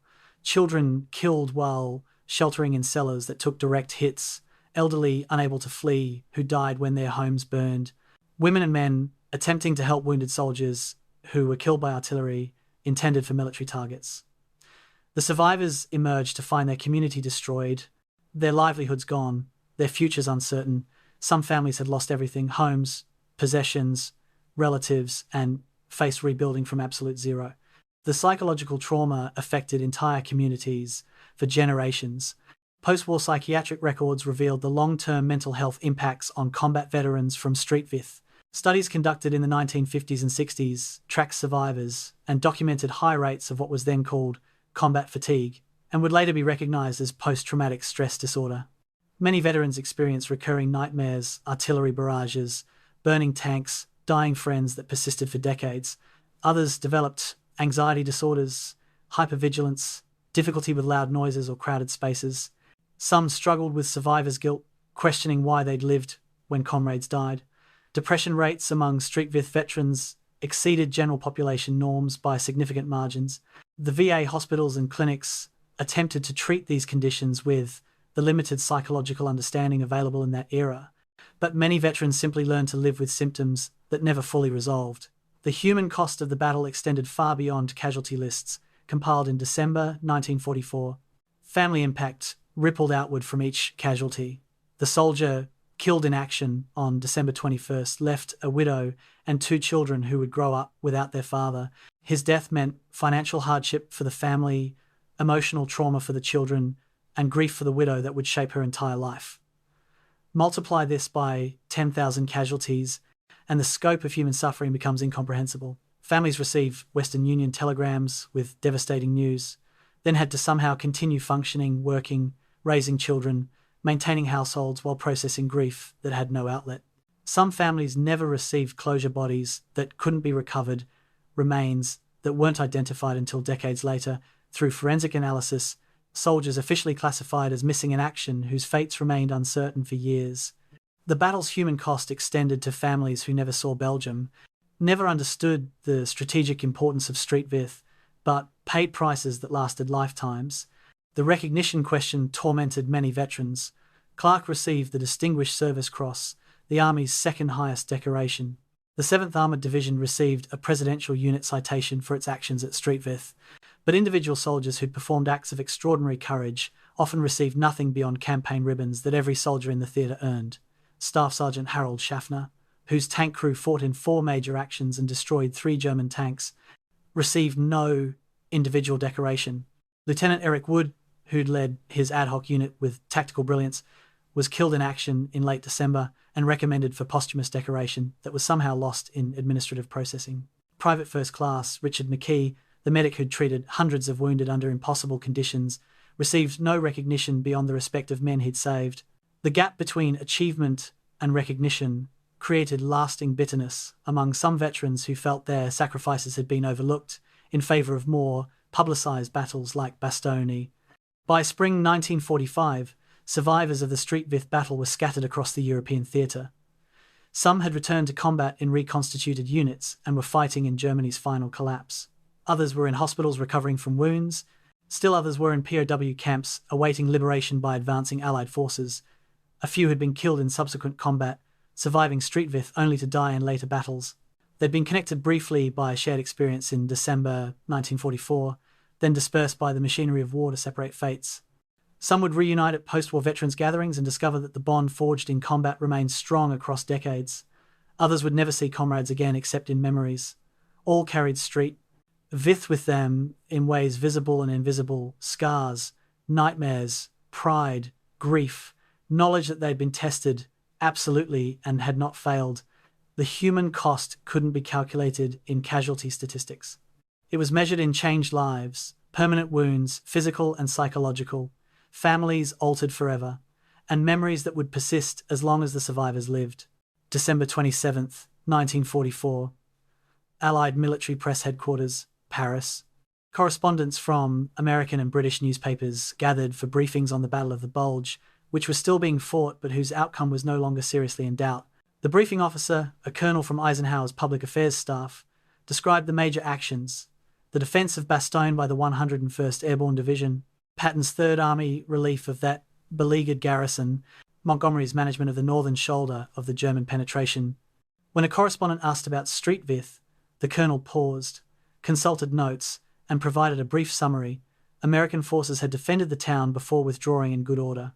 The correspondent pressed for details. How long had they held? What units were involved? Why wasn't this getting the same attention as Bastogne? The colonel promised to provide additional information but never did. The story that emerged in newspapers focused almost exclusively on Bastogne's nuts, response, and dramatic relief. Street Vith received perhaps 1/10 the coverage, despite arguably greater strategic importance. The pattern that would persist for decades was established in those first press briefings. Bastogne would be remembered, Street Vith would be footnoted.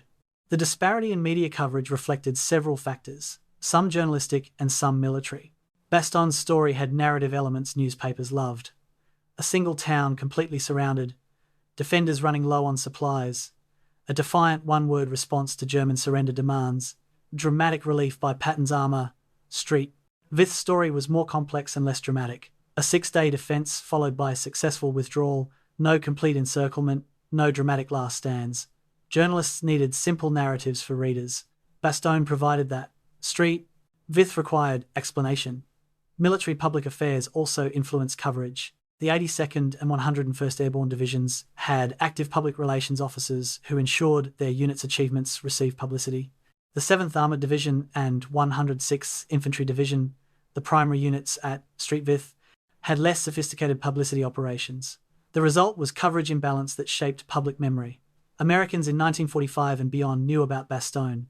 Most had never heard of Street Vith. The 106th Infantry Division Association formed in 1946, bringing together survivors of the division's catastrophic introduction to combat. Annual reunions in the 1950s and 60s provided venues for veterans to share stories that official histories often overlooked. These reunions became therapeutic spaces where men could talk honestly about experiences they couldn't discuss with families who hadn't been there. Veterans who'd surrendered in the Schnee Eifel could explain to comrades what capture and imprisonment had been like. Survivors of Street Vith's defense could describe the fighting to people who understood because they'd experienced similar horrors. Officers and enlisted men mingled on equal terms, rank mattering less than shared survival. The association published newsletters, compiled unit histories, corresponded with official military historians to correct errors in published accounts. They became custodians of memory for a battle the broader public had largely forgotten, preserving details and personal stories that would otherwise have been lost. Historians in the 1960s began re-evaluating Street Vith's importance as classified documents became available and German participants provided interviews. Dr. Hugh Cole, author of the U.S. Army's Official History of the Ardennes Campaign published in 1965, devoted substantial attention to Street Vith based on his research. The defense of Street Vith must be regarded as one of the most successful American actions during the German offensive, Cole wrote. It delayed German forces at a critical point, consumed resources the Wehrmacht could not replace, and contributed directly to the offensive's failure. Other historians conducting operational analysis reached similar conclusions. Military professionals at the Army War College and Command and General Staff College began using Street Vith as a case study in mobile defense, teaching new generations of officers about Clark's elastic defensive tactics and the strategic value of trading space for time. Academic respect was growing even as public awareness remained minimal. The Belgian town of Street Vith rebuilt slowly through the late 1940s and 1950s, transforming from ruins to a functioning community. In 1984, 40 years after the battle, town authorities dedicated a memorial to the American defenders. The ceremony brought Clark and approximately 200 other American veterans back to Belgium. They walked streets they'd fought to defend, now rebuilt and peaceful.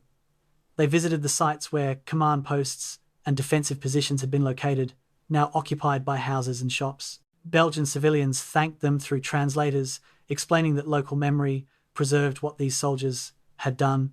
Children were taught in schools about the December 1944 battle. Every December, the town held commemoration ceremonies for the veterans attending that 1984 dedication. It was profoundly moving to discover that their sacrifice had been remembered, even when their own country seemed to have forgotten. Clark himself remained modest about his role throughout his post-war life. Promoted to Major General, he'd continued serving through the Korean War before retiring in 1962. In occasional interviews, he deflected credit from himself to the soldiers he'd commanded.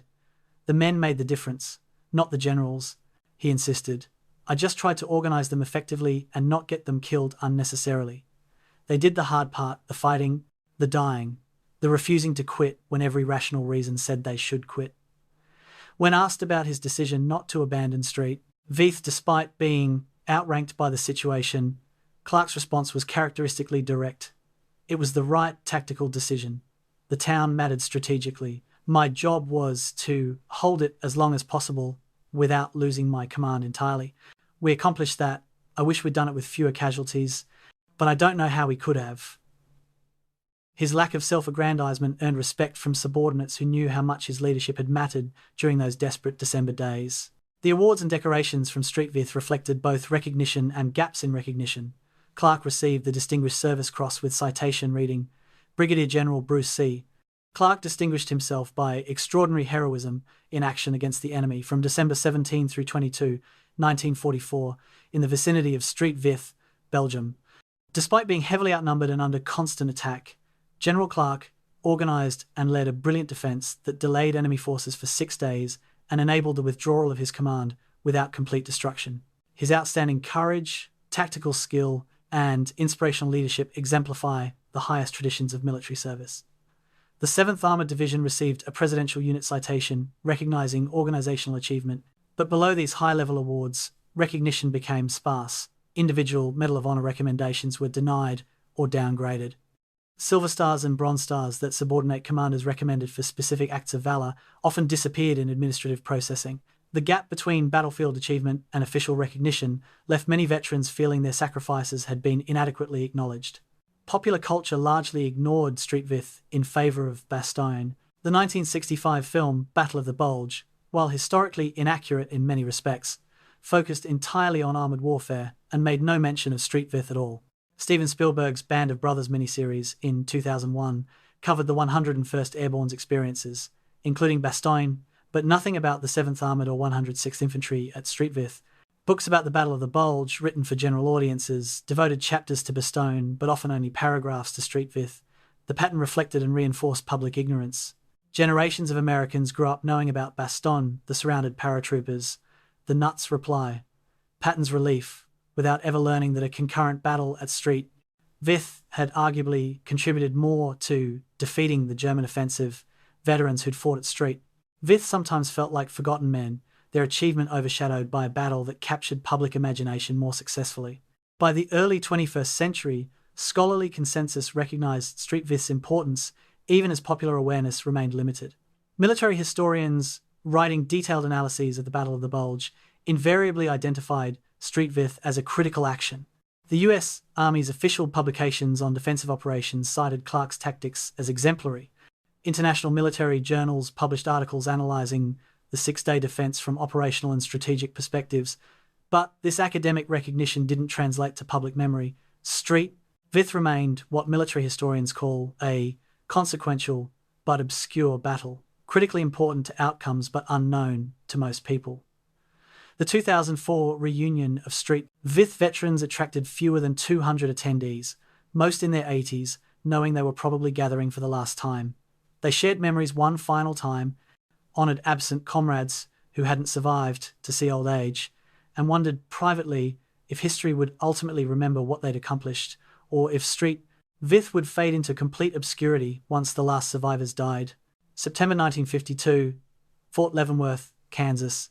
Lieutenant Colonel Paul Anderson stood before a class of mid-career Army officers at the Command and General Staff College, beginning a lecture that would become a fixture in the curriculum for decades. The Defense of Street. Lessons in Mobile Defense and Junior Officer Initiative.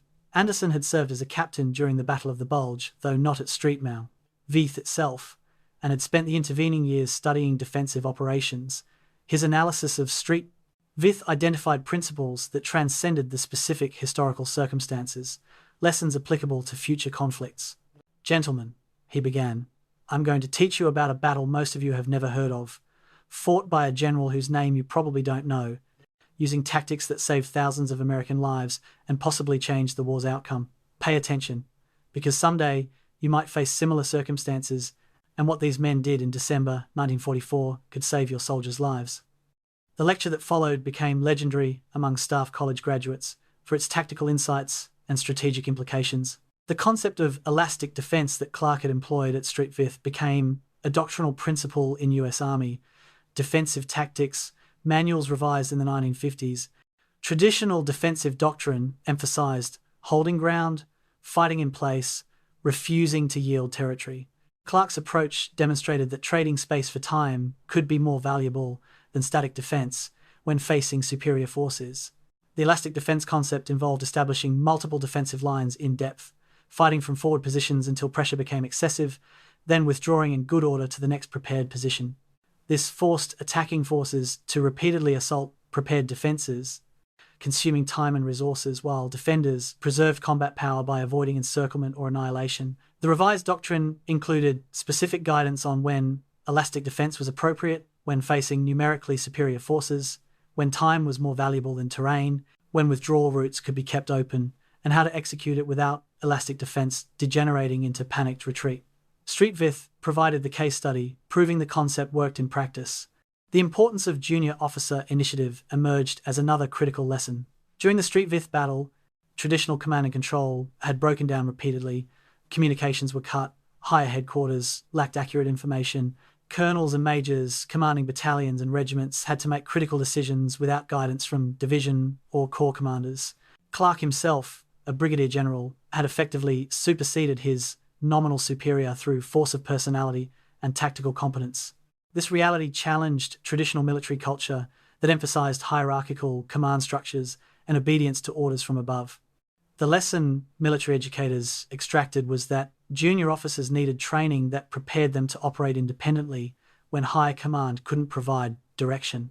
Staff college curricula in the 1950s and beyond increasingly emphasized mission-type orders, giving subordinates objectives and resources, then trusting them to determine how to accomplish missions rather than detailed prescriptive orders that specified exactly how every action should be conducted.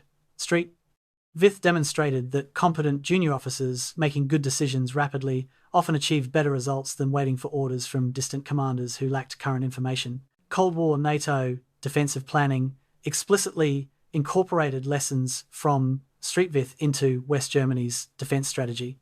The geographic situation in Central Europe during the 1950s through 80s bore similarities to December 1944 Belgium. Numerically superior Soviet, Warsaw Pact forces potentially attacking through terrain that channeled movement toward key road junctions and river crossings. NATO planners designed defense-in-depth strategies that intentionally traded space for time, planning to delay Soviet advances through successive defensive lines rather than attempting static defense at the border. The terrain along the Fulda Gap and North German Plain was analyzed for positions where relatively small forces could delay large attacking formations by controlling choke points, exactly what Clark had done at Vith. Military exercises practiced phased withdrawals under pressure, rearguard actions, demolitions to delay enemy advance. While multiple historical examples inform these plans, Vith was frequently cited in planning documents as proof that properly executed mobile defense could work against numerically and often qualitatively superior forces. The importance of combined arms integration, coordinating infantry, armor, artillery, and engineers received renewed emphasis based on Vith analysis. Clark's defense had succeeded partially because he'd effectively integrated diverse units into a coherent force. Tanks provided mobile firepower to blunt German attacks. Infantry held terrain and occupied strongpoints. Artillery delivered massed fires on German assembly areas and approach routes. Engineers laid minefields, demolished bridges, maintained roads. Each element reinforced others, creating defensive effects greater than the sum of parts. Post-war doctrine development emphasized combined arms at lower organizational levels. Battalion and brigade commanders received training in employing all available assets coordinately rather than sequentially. The lesson from Street, Vith, was that combined arms effectiveness didn't require perfect doctrine or extensive prior training. It required commanders who understood how different capabilities complemented each other and had the initiative to organize them effectively under pressure. Logistics emerged as an unexpected lesson from Street. Vith analysis. The German offensive had failed partially due to logistics shortfalls, insufficient fuel, overextended supply lines, dependence on captured supplies that didn't materialize. Vith had contributed to this failure by delaying German forces until fuel consumption exceeded sustainable rates. Military logisticians studying the battle extracted a principle. Operational tempo depended as much on logistics as combat power. An army that couldn't sustain its advance would eventually stall, regardless of tactical success. This lesson influenced logistics planning throughout the Cold War and beyond. The U.S. Army developed increasingly sophisticated logistics systems designed to maintain supply flow even during rapid mobile operations. The understanding that Vith had demonstrated that time bought through defensive operations allowed logistics to catch up with operations, shaped defensive planning that emphasized creating delays, forcing enemy logistics systems to exceed their sustainable capacity. Psychological resilience received attention from military psychologists studying Street Vith veterans. How had soldiers endured 6 days of continuous combat, extreme cold, inadequate food and sleep, and still maintained unit cohesion and combat effectiveness? Research identified several factors: strong small unit leadership, peer bonds among soldiers, belief in mission importance, and confidence in commanders. These findings influenced military training that increasingly emphasized small unit cohesion, leadership development at squad and platoon levels, and realistic training that prepared soldiers psychologically for combat stress. The lesson from Street Vith was that psychological preparation mattered as much as tactical training. Soldiers who trusted their leaders, believed in their comrades, and understood why their mission mattered could endure extraordinary hardships. Those lacking these psychological resources broke more easily under pressure. Modern military training incorporated these insights through programs emphasizing team building, leadership under stress, and mission orientation. The Street Vith case study appeared in military education across multiple nations. British staff colleges used it to teach defensive operations. German military historians analyzed it as an example of how determined defense could defeat operationally sound offensive plans through cumulative delays. Israeli military educators studied it when developing doctrines for defending against numerically superior Arab armies in the 1950s and 60s. The battle transcended its specific historical context to become a template for thinking about defensive warfare more broadly. Every staff officer studying military history encountered Street Vith at some point, usually with the question, what principles from this battle apply to modern circumstances? Answers varied depending on technological changes and strategic contexts, but certain core principles remained constant: trading space for time, preserving combat power, fighting combined arms, exercising initiative, and understanding that sometimes tactical withdrawal enabled strategic success. By the early 21st century, Street Vith had become embedded in professional military education despite remaining obscure in public memory. Army War College seminars on campaign planning used Street Vith as a case study in operational level effects of tactical actions. How did Clark's 6-day defense influence the entire battle's outcome? How should commanders weigh risks of encirclement against value of delaying enemy? When is withdrawal prudent versus when does it become unnecessary sacrifice of ground? These questions generated discussions that helped senior officers think through complex decision-making under uncertainty. Street Vith provided a historical case study where outcomes were known, allowing analysis of decision-making processes and their consequences. The battle's lessons remained relevant across changing technologies and strategic circumstances because they addressed fundamental questions about warfare that persisted regardless of whether soldiers fought with M4 Shermans or Moan Abrams tanks. What Street Vith taught about leadership, initiative, combined arms, logistics, and the nature of defensive warfare remained valuable 7 decades after the snow melted on Belgian roads, where Americans and Germans had fought for a town that most people had never heard of. Present-day Street Vith, Belgium. A tourist stands at what used to be the main crossroads in the town centre, consulting a smartphone map that shows 7 roads radiating from this point. The town has been rebuilt completely since 1944. Modern buildings, paved streets, traffic lights, all the infrastructure of a prosperous 21st century European community. Nothing visible suggests that this peaceful crossroads was once a battlefield where thousands died and the fate of Western Europe hung in balance for 6 desperate December days. The tourist takes photos, checks travel guide descriptions, perhaps visits the American memorial on the town's edge, but the guide doesn't convey what happened here, can't communicate the weight of history that this ordinary intersection carries. 7 roads. They look like any other roads now, carrying commuters and commerce. But in December 1944, these 7 roads were worth more than divisions, more valuable than armies, more critical than anything except time itself. A historian walking these same streets sees something different. Dr. Robert Miller, who's spent 30 years studying the Battle of the Bulge, stands at the crossroads and reconstructs in his mind what this position meant strategically. 5 roads connected Street Vith to German territory in the east. 2 roads led west toward Allied positions and the Meuse River beyond. Control this junction, and you controlled mobility through the entire region. Lose it, and your offensive ground to halt while supply columns backed up for miles. Miller walks the perimeter. Clark's forces defended, now marked on his military map app, but invisible on the actual ground. He traces the routes German forces used to attack from the northeast and east. He notes where the Vielsalm road exits town toward the west, the escape route that meant survival for 7,000 men.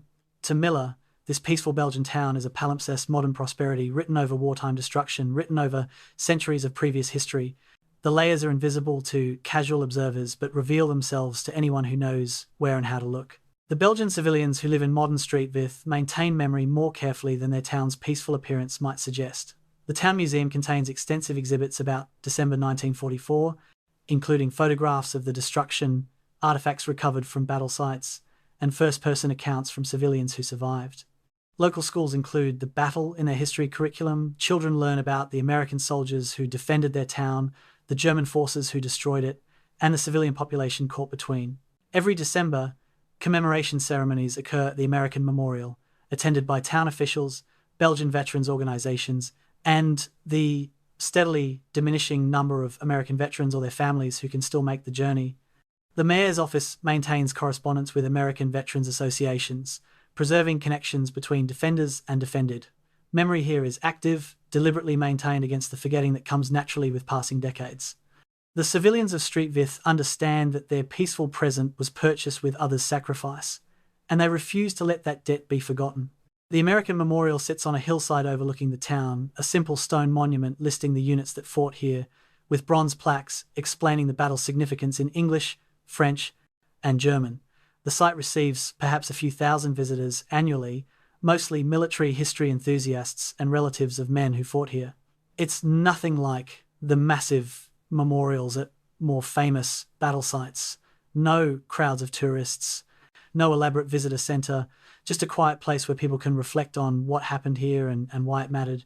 Veterans who return now, mostly in their 90s or early hundreds if they're still alive at all, stand here with mixed emotions: pride in what they accomplished, grief for comrades who didn't survive, satisfaction that their sacrifice has been remembered, even if inadequately recognised, and perhaps some wonder about the alternate history.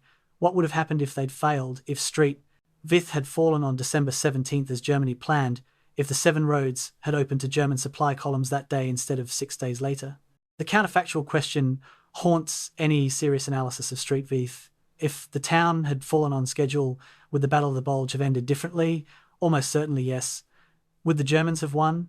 Probably not. Germany in December 1944 simply lacked the resources for sustained offensive operations, regardless of initial success. But would they have created a major crisis requiring months to resolve? Very possibly. Would the war in Europe have extended into summer or fall 1945 instead of ending in May? Conceivably. Would Soviet forces have occupied more of Central Europe before German surrender? Likely.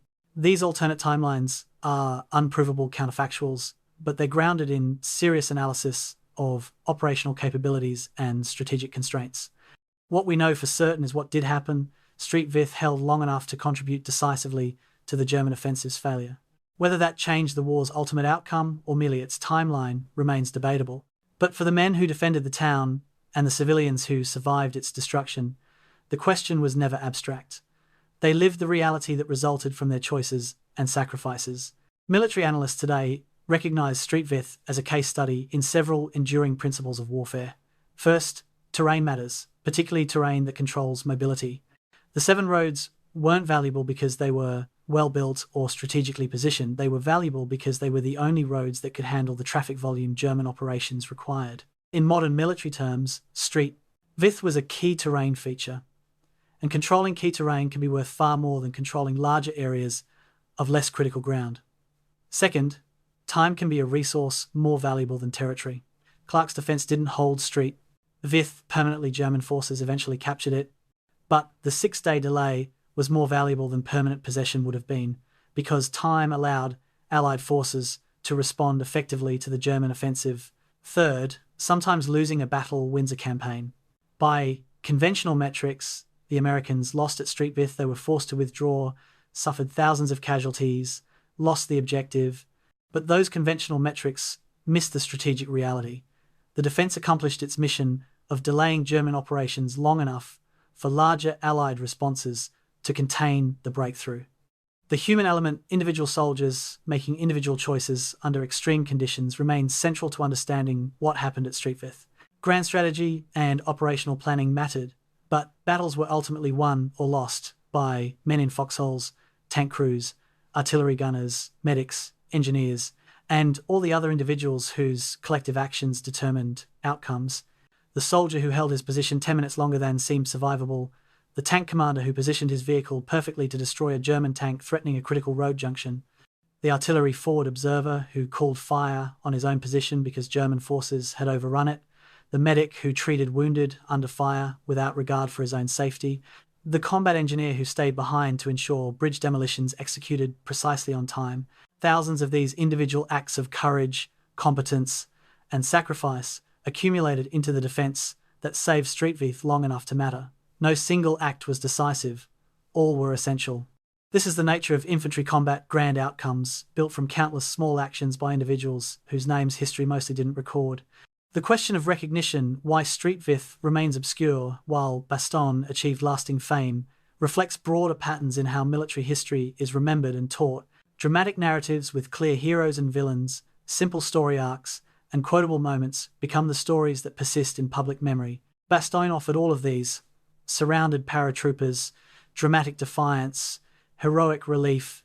Street Vith offered a more complex story: mixed units fighting defensive withdrawal, tactical decisions balancing preservation of force against delay of enemy, successful withdrawal that looked like defeat but achieved strategic objectives.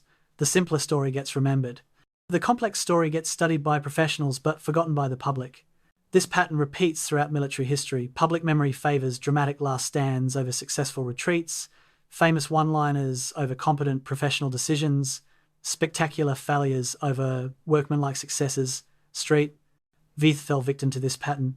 The soldiers who fought there accomplished something extraordinarily important through professional competence and courage, but their achievement lacked the narrative simplicity that creates lasting public memory.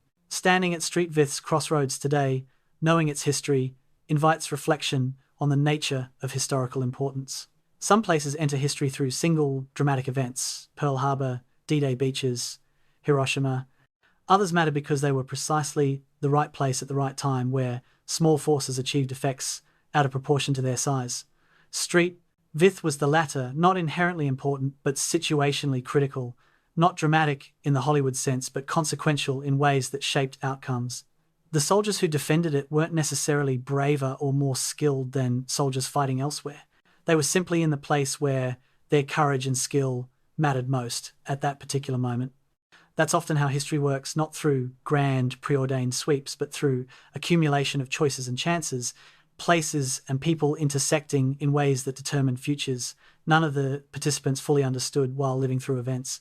The defense of Street Vith was one of those intersections, a crossroads where 7 roads met, a moment where tactical decisions influenced strategic outcomes, a battle that history has half forgotten but that changed the war's course regardless of whether anyone remembers.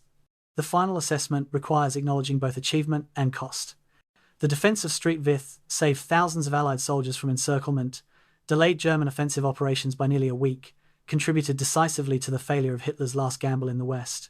These are substantial accomplishments by any measure, but they came at a price. 10,000 American casualties, thousands of German casualties, hundreds of Belgian civilian deaths, a town destroyed so completely it had to be rebuilt from foundations up.